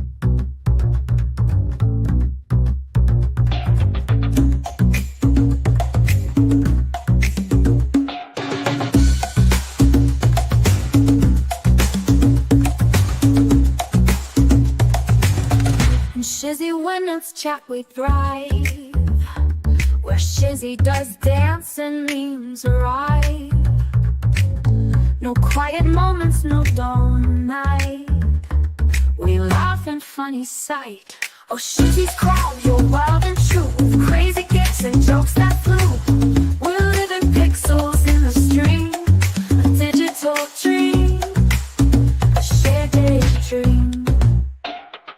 From shoutouts to those random screams, to inside jokes and endless memes. We talk and Shizzy when it's chat we thrive, where Shizzy does dance and memes arrive. No quiet moments, no dull night. We laugh and funny sight. Oh, Shizzy's crowd, you're wild and true, with crazy gifts and jokes that flew. We're living pixels in the stream, a digital dream, a shared daydream. From shoutouts to those random screens, and inside jokes and endless memes. In Shizzy when it's chat we thrive, where Shizzy does dance and memes arrive. No quiet moments, no dawn night. We laugh and funny sight. Oh, Shizzy's crowd, you're wild and true, with crazy gifts and jokes that flew. We're living pixels in the stream, a digital dream, a shared daydream. From shoutouts to those random screens, to inside jokes and endless memes. We type our hearts, we stand the love. Our chat rooms like a lit up club. Our chat rooms like a lit up club. Oh, Shizzy's crowd, you're wild and true, with crazy gifts and jokes that flew. We're living pixels in the stream, a digital dream, a shared daydream. Ooh, yeah, we come together night and day. We laugh, we play in our own way. A family in a cyberspace, loving hearts in this virtual place. Oh, Shizzy's crowd, you're wild and true, with crazy gifts and jokes that flew. We're living pixels in the stream, a digital dream, a shared daydream.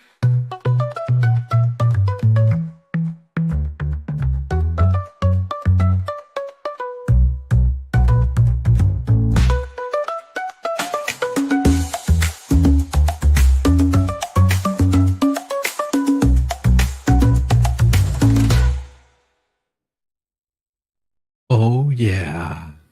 This next exchange was pretty interesting. I didn't see this, but I did see the news story about it. You're gonna get a interesting laugh on this one. And that Democrats did not do a good job in telling our story. We did not do a good job of addressing the pain that Americans felt. We said one of the mistakes we made throughout Biden's campaign was saying, or excuse me, Biden's presidency was saying that inflation was transitory.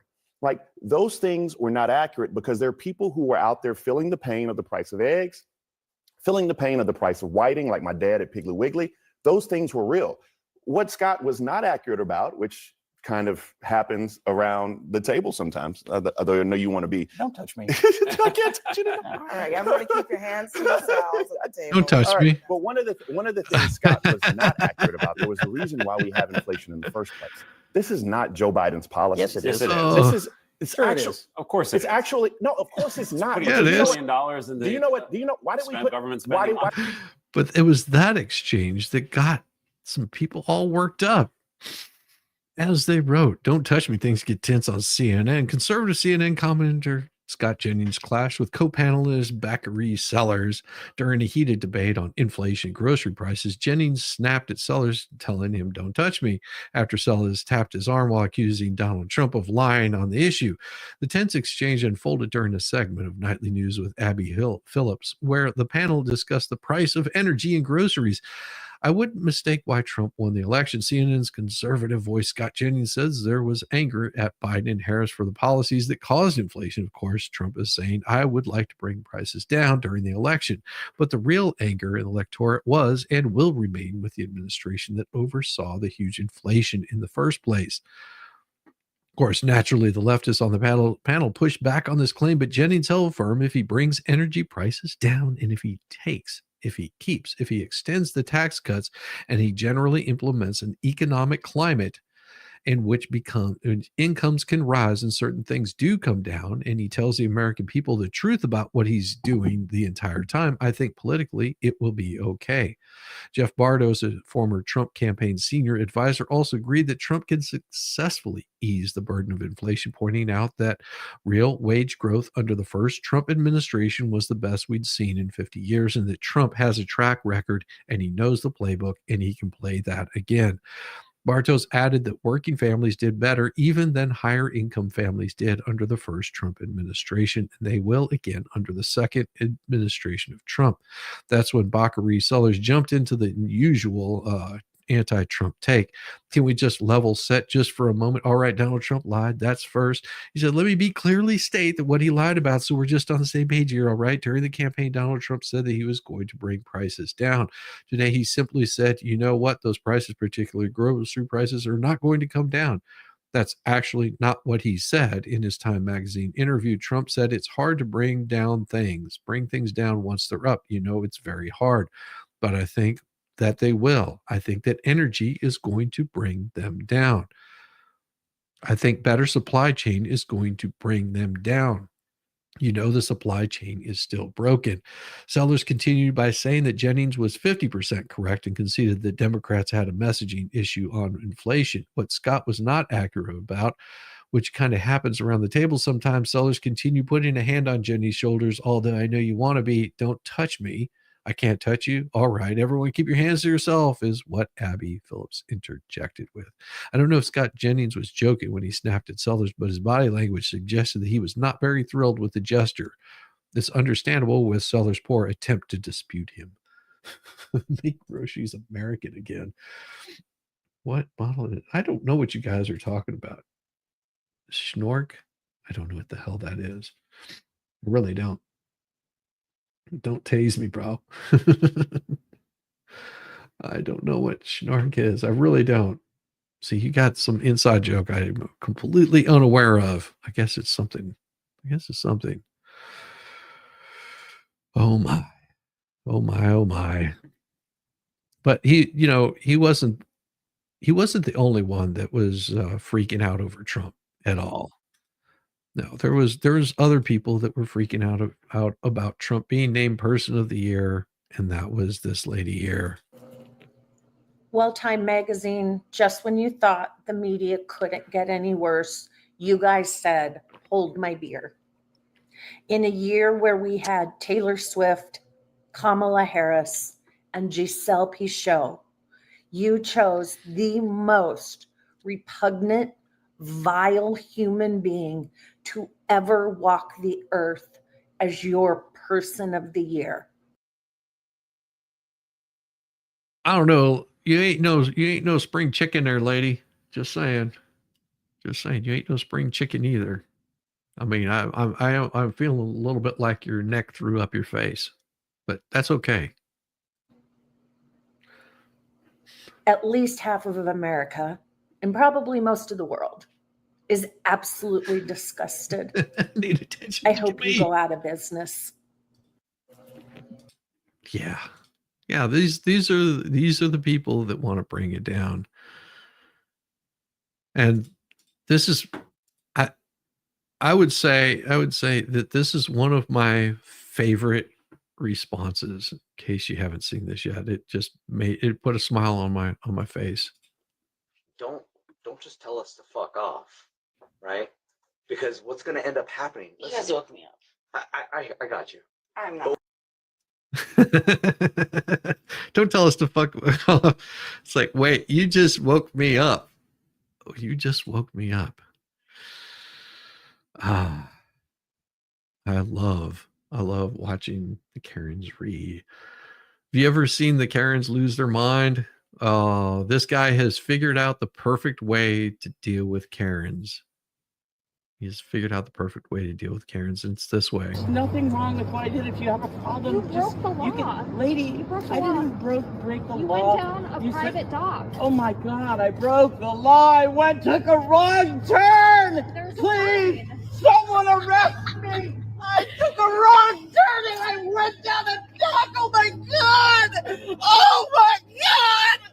What the fuck is going on? I went down the wrong dock. Oh, please. Please help me. Oh, God, I'm so sorry. I'm so sorry. I must seek penance. Oh, please, I hope Christ will forgive me. I went down the wrong way. God, I'm so sorry. I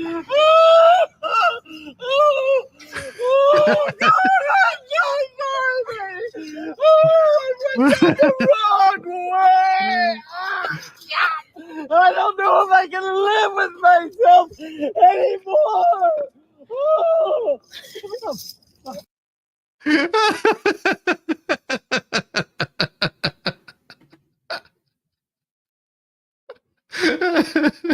Love this man.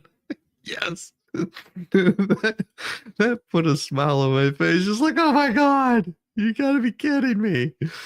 Oh, it's not as glorious as this response. You're gonna love this. Oh, zest for life. Dog. Yeah, the dog was just sitting there like, what the fuck is this guy going on about? Like, I'm just going to sit here and pretend like I got nothing to do with this. Oh, this next one will put a smile on your face also. What the hell is wrong with me?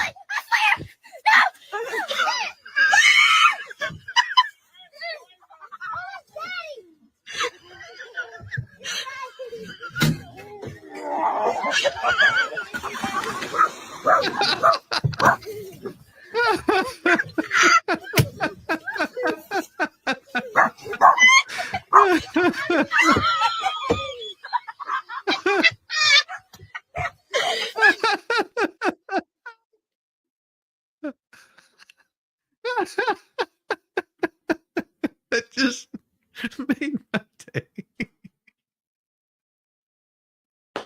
Oh my God.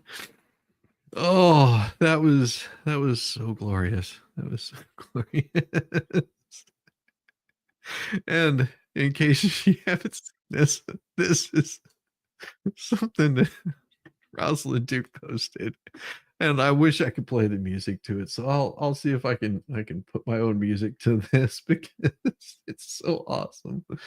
Oh, give me just a second. I've got to have a good one. I got to have a good one here. Let's see. Here, how about we do this one? How about we do this? Oh, is this gonna be the one? I think. Let's see. Oh yeah, here we go.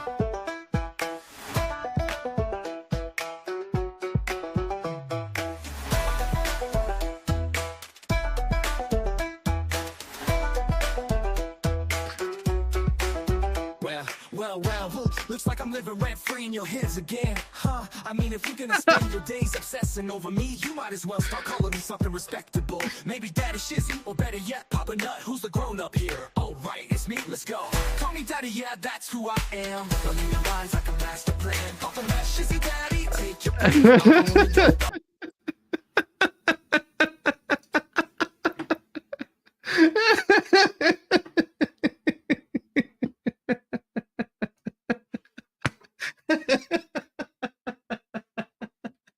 Thank you, Rosalind. That was awesome. Oh, God.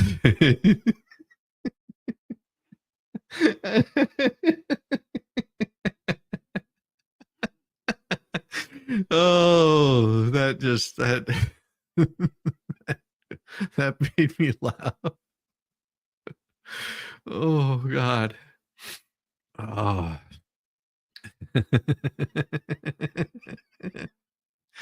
Oh. Oh, geez. That really really put a smile on my face. Oh. Oh, the music she had was pretty glorious too. Oh, geez.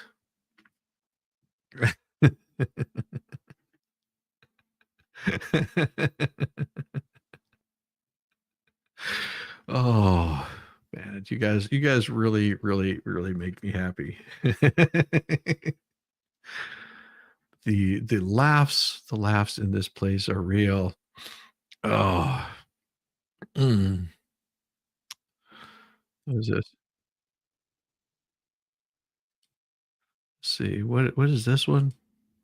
I wonder what this is. Have you dealt with your childhood trauma yet? Well, Shizzy's husband.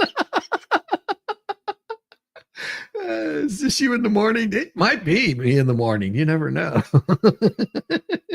Perfect. I needed that. Definitely listening to Shizzy's tunes. I've got a lot of them. That's a weight loss regime. There it is. That guy would lose if people got out of their cars and danced along. Hell yeah. He must have a really clean house. Deliverance. Yeah. Oh, that was great.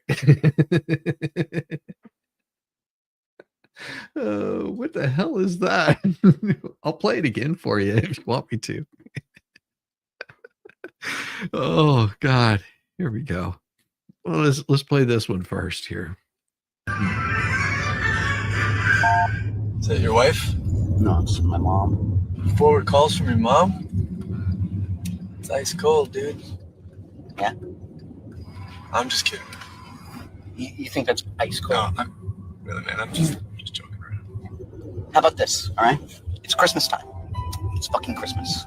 And your whole family, right, goes on vacation. Whole family. And they forget their 8-year-old fucking son. Their 8-year-old son. All by yourself in the house for a week. And I'm really sorry, man. I did not mean to upset you. I defend off my house from 2 psychopath home invaders. That's really terrible. I was just a kid.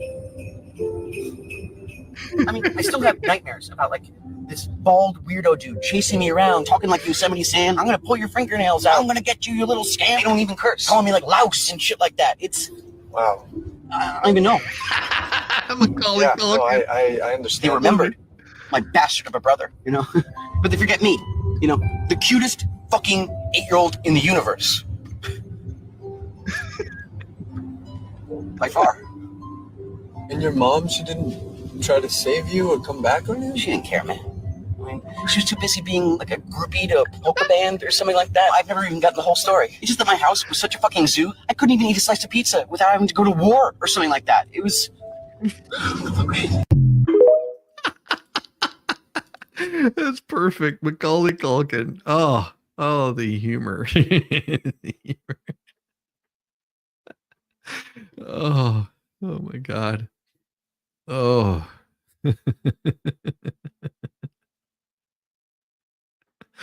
Oh, that put a smile on my face.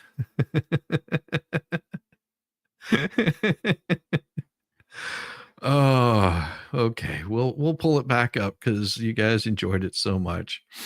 We'll pull it back up again. Give me a second. Ah, boy.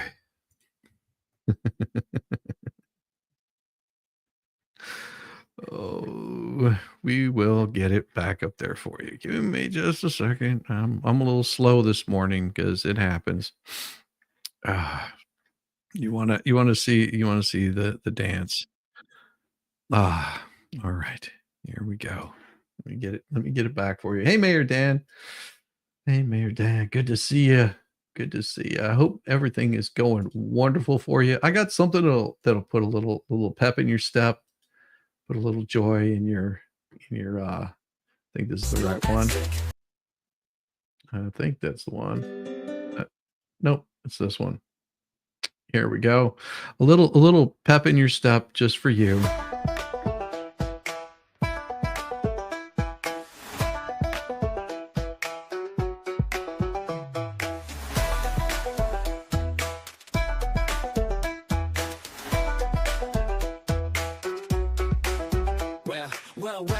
Looks like I'm living rent free in your heads again, huh? I mean, if you're gonna spend your days obsessing over me, you might as well start calling me something respectable. Maybe Daddy Shizzy, or better yet, Papa Nut. Who's the grown up here? Oh, right, it's me, let's go.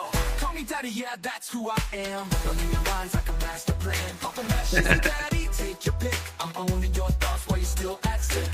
Call me Daddy, it's what you need. While you chase the crumbs and I take the lead. Living rent free, that's my name. Go ahead, say it, put some respect on the game. You said I'm too old, well here's a surprise. I'm the one with the brains while you're stuck with the lies. You act like you're experts, but here's the reality. I'm the one controlling your mental reality. So while you're out there trying to throw shade, I'm sipping coffee and you're feeling betrayed. You're mad I got the spotlight, now it's my time. So why not call me Daddy or Papa with a rhyme? I'm the landlord, and you're just the tenant. Stuck in your headspace with no end in sight, no repentance. Call me Daddy, you know it's true. You'd be lost without me, stuck in the glue. Call me Daddy, I'm owning your mind while you're scrambling, trying to find what's behind. Popping up, Shizzy Daddy, don't you see? You're living in my world now, I'm the VIP. Call me Daddy, just let it be while you're trying to figure out your own identity.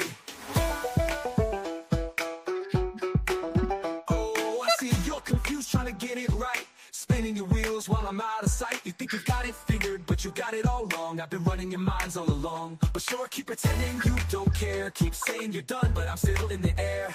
You got no choice but to bow to my name. Daddy Shizzy is here to own the game. You say you don't like, but you're obsessed. We found bubbles. You do the test. Call me Daddy, Papa Nut, you know you should. Because I've been rent free and you know it feels good.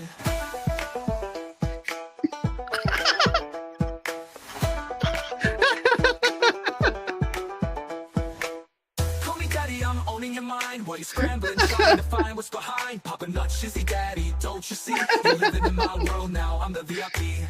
Call me Daddy, just let it be. You're trying so hard, but I'm your headspace king. Can't you see? Yeah.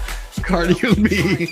You'll be stuck with Daddy for life. I'm Papa Nut, Shizzy Daddy, loaded your headspace and there's no escape. Good luck with that.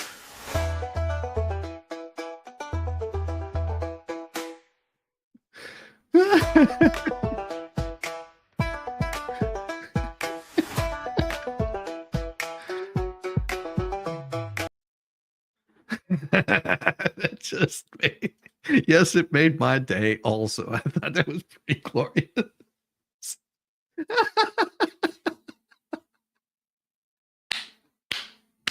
We've got the holidays coming up, folks. Why be so serious? Why be so angry? Why be so frustrated? We have a beautiful holiday season that's going to be coming up. And just think, in no time at all, is going to be, it's going to be a new year. We'll have a new president. Hopefully, we keep their feet to the fire.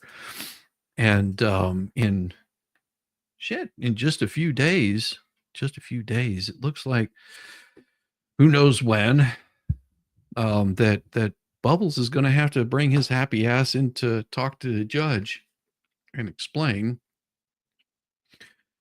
do a deposition, complete a deposition. Amazing, isn't it?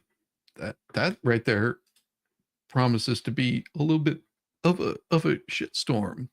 And there's, of course, some pleadings that came out, as Jeremy mentioned, in the federal case, and that right there will be subject for tonight.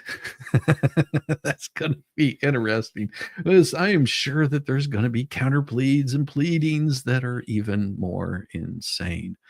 You're going to see quite a bit of insanity happening here shortly. It is going to be, it's not going to get any better. Let's put it that way. It's not going to get much better than what we've already seen, because the fight that they're trying to fight is not in the courtroom like they should be. Oh, I still got my banner running. I'm a moron.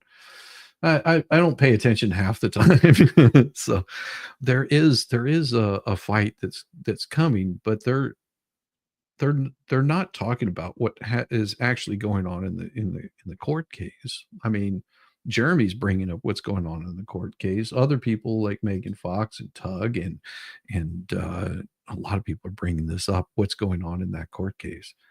And he's praying for a dismissal. He's just praying. He's hoping that that it's gonna happen. Don't know how the judge will rule. I can say, though, the judge was not impressed on certain aspects of how that happened. Federal case today. Yeah. Yeah.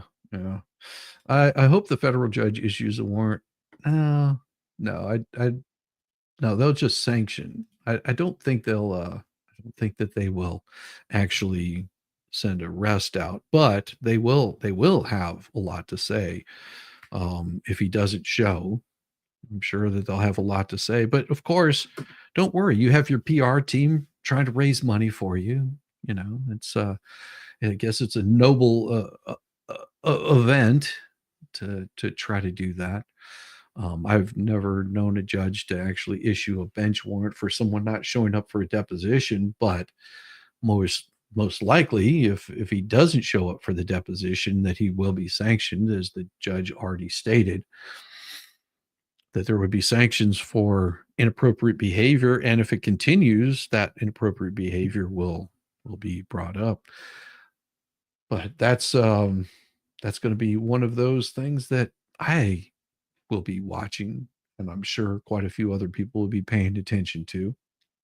I will say that whatever happens in this case, that, you know, the PR campaign that they've been running and trying to bring channels down and going after channels that bring these things up and talk about these issues, it's failing, and they know that it's failing, and they're in the death throes right now of watching their channels and watching their narratives get completely destroyed.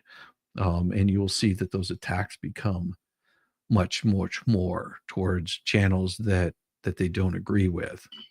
They'll be trying to bring down channels, as they've already discussed of doing. That's their attack. That's their game right now, because they're fighting it out in the public sphere instead of fighting it out in court like they should be. That's the problem with their case. is they think that if they can get public opinion on their side, that it's going to end well for them. And that's not true. People have found papers from Lynette and Crook saying that they lived in Otter Creek in 2003 and 2013. Sure. They also have run multiple fundraising scams over the past I don't know how many years they've been running those scams. Quite some time, I'm sure. And I'm sure that more are coming, using a child as their money maker. It's a little scary, especially if the way that I'm seeing some of these things happen is nothing abnormal of grifters in a bad way. And you have to remember that they are not being transparent about where that money is going or what they're doing with it. That raises a lot of red flags.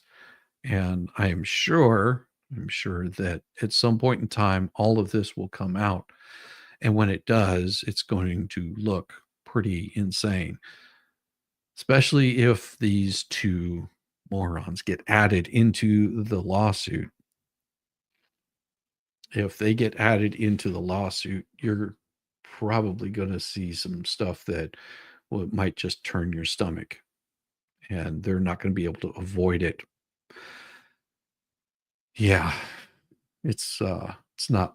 Yeah, the child hurts my heart. Yeah, I think that child hurts a lot of people's heart, and that's what they're trying to do. That is what they're trying to do, is get your heartstrings going, because once they've got your heartstrings going, it's easier for them to grift money. And that right there is what's so sickening about it. It's interesting that HG has many names as well. Yeah, that was very interesting. I was able to catch up with some of what was being thrown down.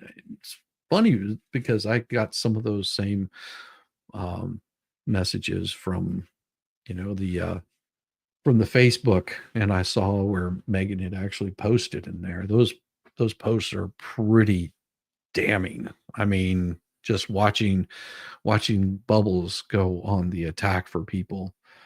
I considered remarking on it, but I think Megan did a great job of remarking to Bubbles. He's coming in to intimidate people and tell them not to come forward and share what they know about somebody doing illegal activities or suspected illegal activities. That becomes a big problem for Bubbles, because those are all proof that he's trying to fight this out more in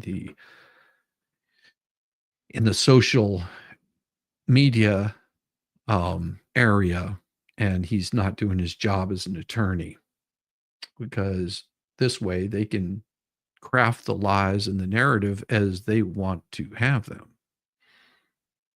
If people are afraid to come forward, yeah, witness intimidation, yes. Because if people are afraid to come forward because they're going to have someone attack them on social media or reach out to their employer, then they're less likely to come forward. They'll say, well, that's the last thing I need is to get boiled up into a lawsuit. Because you have to remember that that's their only hand to play is intimidation.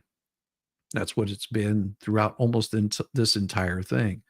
Coming onto my channel and telling me how I need to run my channel because I'm not covering it biasly, or I'm covering it biasly or nonpartisan, or whatever the fuck your complaint is. I don't care. This is my channel. I talk about things the way I want to talk about them. Nobody tells me how to run my channel except for YouTube, and they have limitations on what I am allowed to say and do. And I will tell you that one of them is not you coming onto my channel and telling me what I can talk about and what I can't talk about, or what I have to show, especially whenever it's absolute garbage and it doesn't show the whole story. If you want the whole story out there, then show the whole damn thing. Why aren't you showing it over on your channel? Why haven't you exposed the truth on your channel? And we're not talking about lies. We're talking about the truth. Show the whole thing. Ah, that's right. Because whenever you do something like that, it's part of defamation. Because you're not showing the whole thing. And if you think that I'm going to show any of their garbage and have them go after me, I doubt it. You have to remember that, yes, I am in their head. I am in their head and they know it. They fear me. They fear my words. They fear me exposing them. They fear Tug. They fear everyone that's been talking about this. And there's not a whole lot of people that want to talk about it out of fear. There's a lot of people that have backed out of this, and I can't blame them. I understand their situation. They don't have time for this bullshit. They want to make YouTube fun again, but I live rent-free in their head at this time. I can know that I continuously live rent-free in their head, and there's nothing they can do to avoid it. They'll say, well, we won't talk about him. We won't talk about him because then it shows how much I am actually in their head, how much they have to think about me. Because I am a force to be reckoned with. And they never reckoned that I was this art-hearted, did they? They never thought that I would say, screw you and the horse that you rode in on. Take your happy ass back into Connecticut or Massachusetts or wherever your bloody mind is and stay there. And tell you what, you reached out to her, you're going to be held accountable for that, ambulance chaser. Why did you reach out to her? Because you wanted to talk about your macaroni and cheese case. And guess what? We talked about your macaroni and cheese case and how you got your ass handed to you multiple times over that bullshit.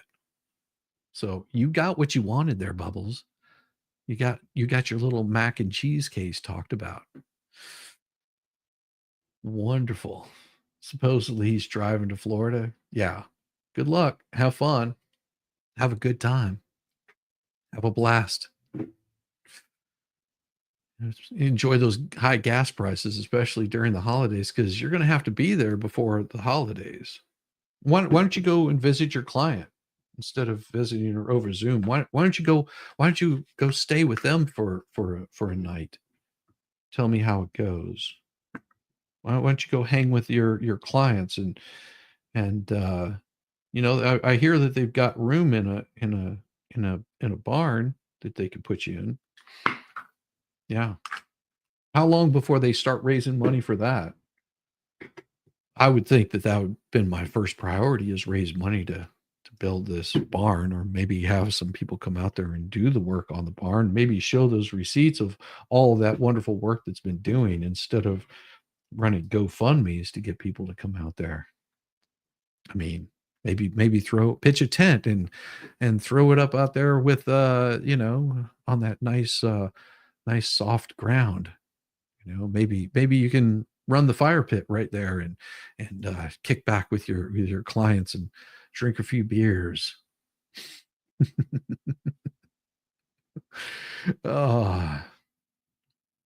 Let's see, he's not going to. L said he's not going. A different attorney will go. That's not how it happens. That's not how it happens. The judge required him to be there. Judge required him to be there. And if he's not there and another attorney goes in his stead, I think the judge is going to be a little upset about that. It just shows how weak he actually is as an attorney, that he can't show up there. It shows how weak he is, that he can't even show up to his own client. Really nice attorney, huh? Yeah. Maybe he couldn't grift enough money for it. You can go play some games at Tubetown. Absolutely good. You got some kind of death wish. That's funny. Perhaps you can check out the traffic patterns on his drive. Absolutely. Hey, much love. Hey, Allie, thank you very much. You have a wonderful one. But that's another day. That's another dollar, and we'll be covering it as much as is exposed, as much as we can, and keep on top of it. And you guys usually know this stuff before I do because I have that little thing that's what do they call that? I think they call it work. Yeah, that's what I have going on. I have work that needs to be done, and this will be a very interesting week because around Christmas time things go one or two ways. Either they get really busy or they get really slow. Thanks, Magic Angel. Good to see you. Good morning. Good morning. Good morning. Bruce should have jumped into the adult pool. Probably he has to be the one to show. Judge ordered. Yeah. But hey, we'll see. I think he's a little worried. I think he is a little worried because I am sure that a certain client of his may be wondering where all that money is going that they've been raising. And I'm telling you right now, you doubt me, but Christmas is just what, 10 days away now? 10 days away is Christmas. Where's it? Yeah, it's actually 9 days away now. Yeah, Christmas is 9 days away. So keep in mind that after Christmas, they're going to have to run a new grift. Where does that grift go? Where does that grift lead? Well, where does that grift lead? Just saying. That grift is going to get crazy. That grift is going to get crazy. And hopefully we don't see any mysterious illnesses come up. That would be tragic. Just pay attention to where your money's going. You'll be fine. And meantime, everybody, have a wonderful day. I will see you on the backside of all of this. Tonight, 7:30 as usual. I don't see any changes in my schedule anytime going forward. But you never know. You never know what can happen overnight. I'll see you guys soon. Peace, y'all. Have a good. Bless your heart. I thought I was the only mentally challenged one here.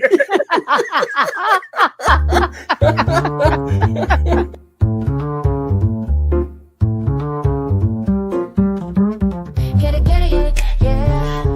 Okay.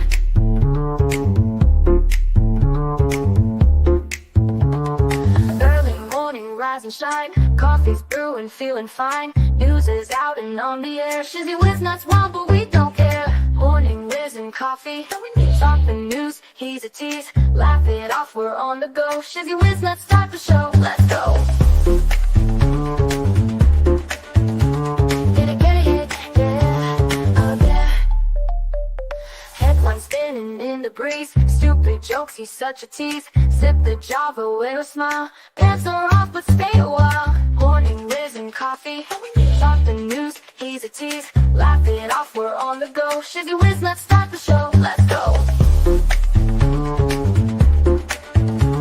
Get it, yeah. Okay. Headlines spinning in the breeze. Stupid jokes, he's such a tease. Sip the Java, wear a smile. Pants are off, but stay a while. Morning whiz and coffee. Talk the news, he's a tease. Laugh it off, we're on the go. Shizzy whiz, let's start the show. Let's go. Get it, yeah. Okay. Serious is overrated. Every day we're caffeinated. Talk the town, but in a jest. Morning whiz is always best.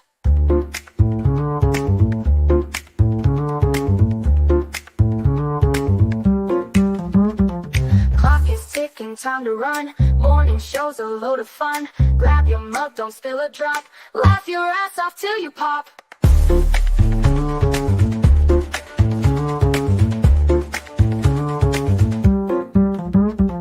Clock is ticking, time to run. Morning show's a load of fun. Grab your mug, don't spill a drop. Laugh your ass off till you pop. Oh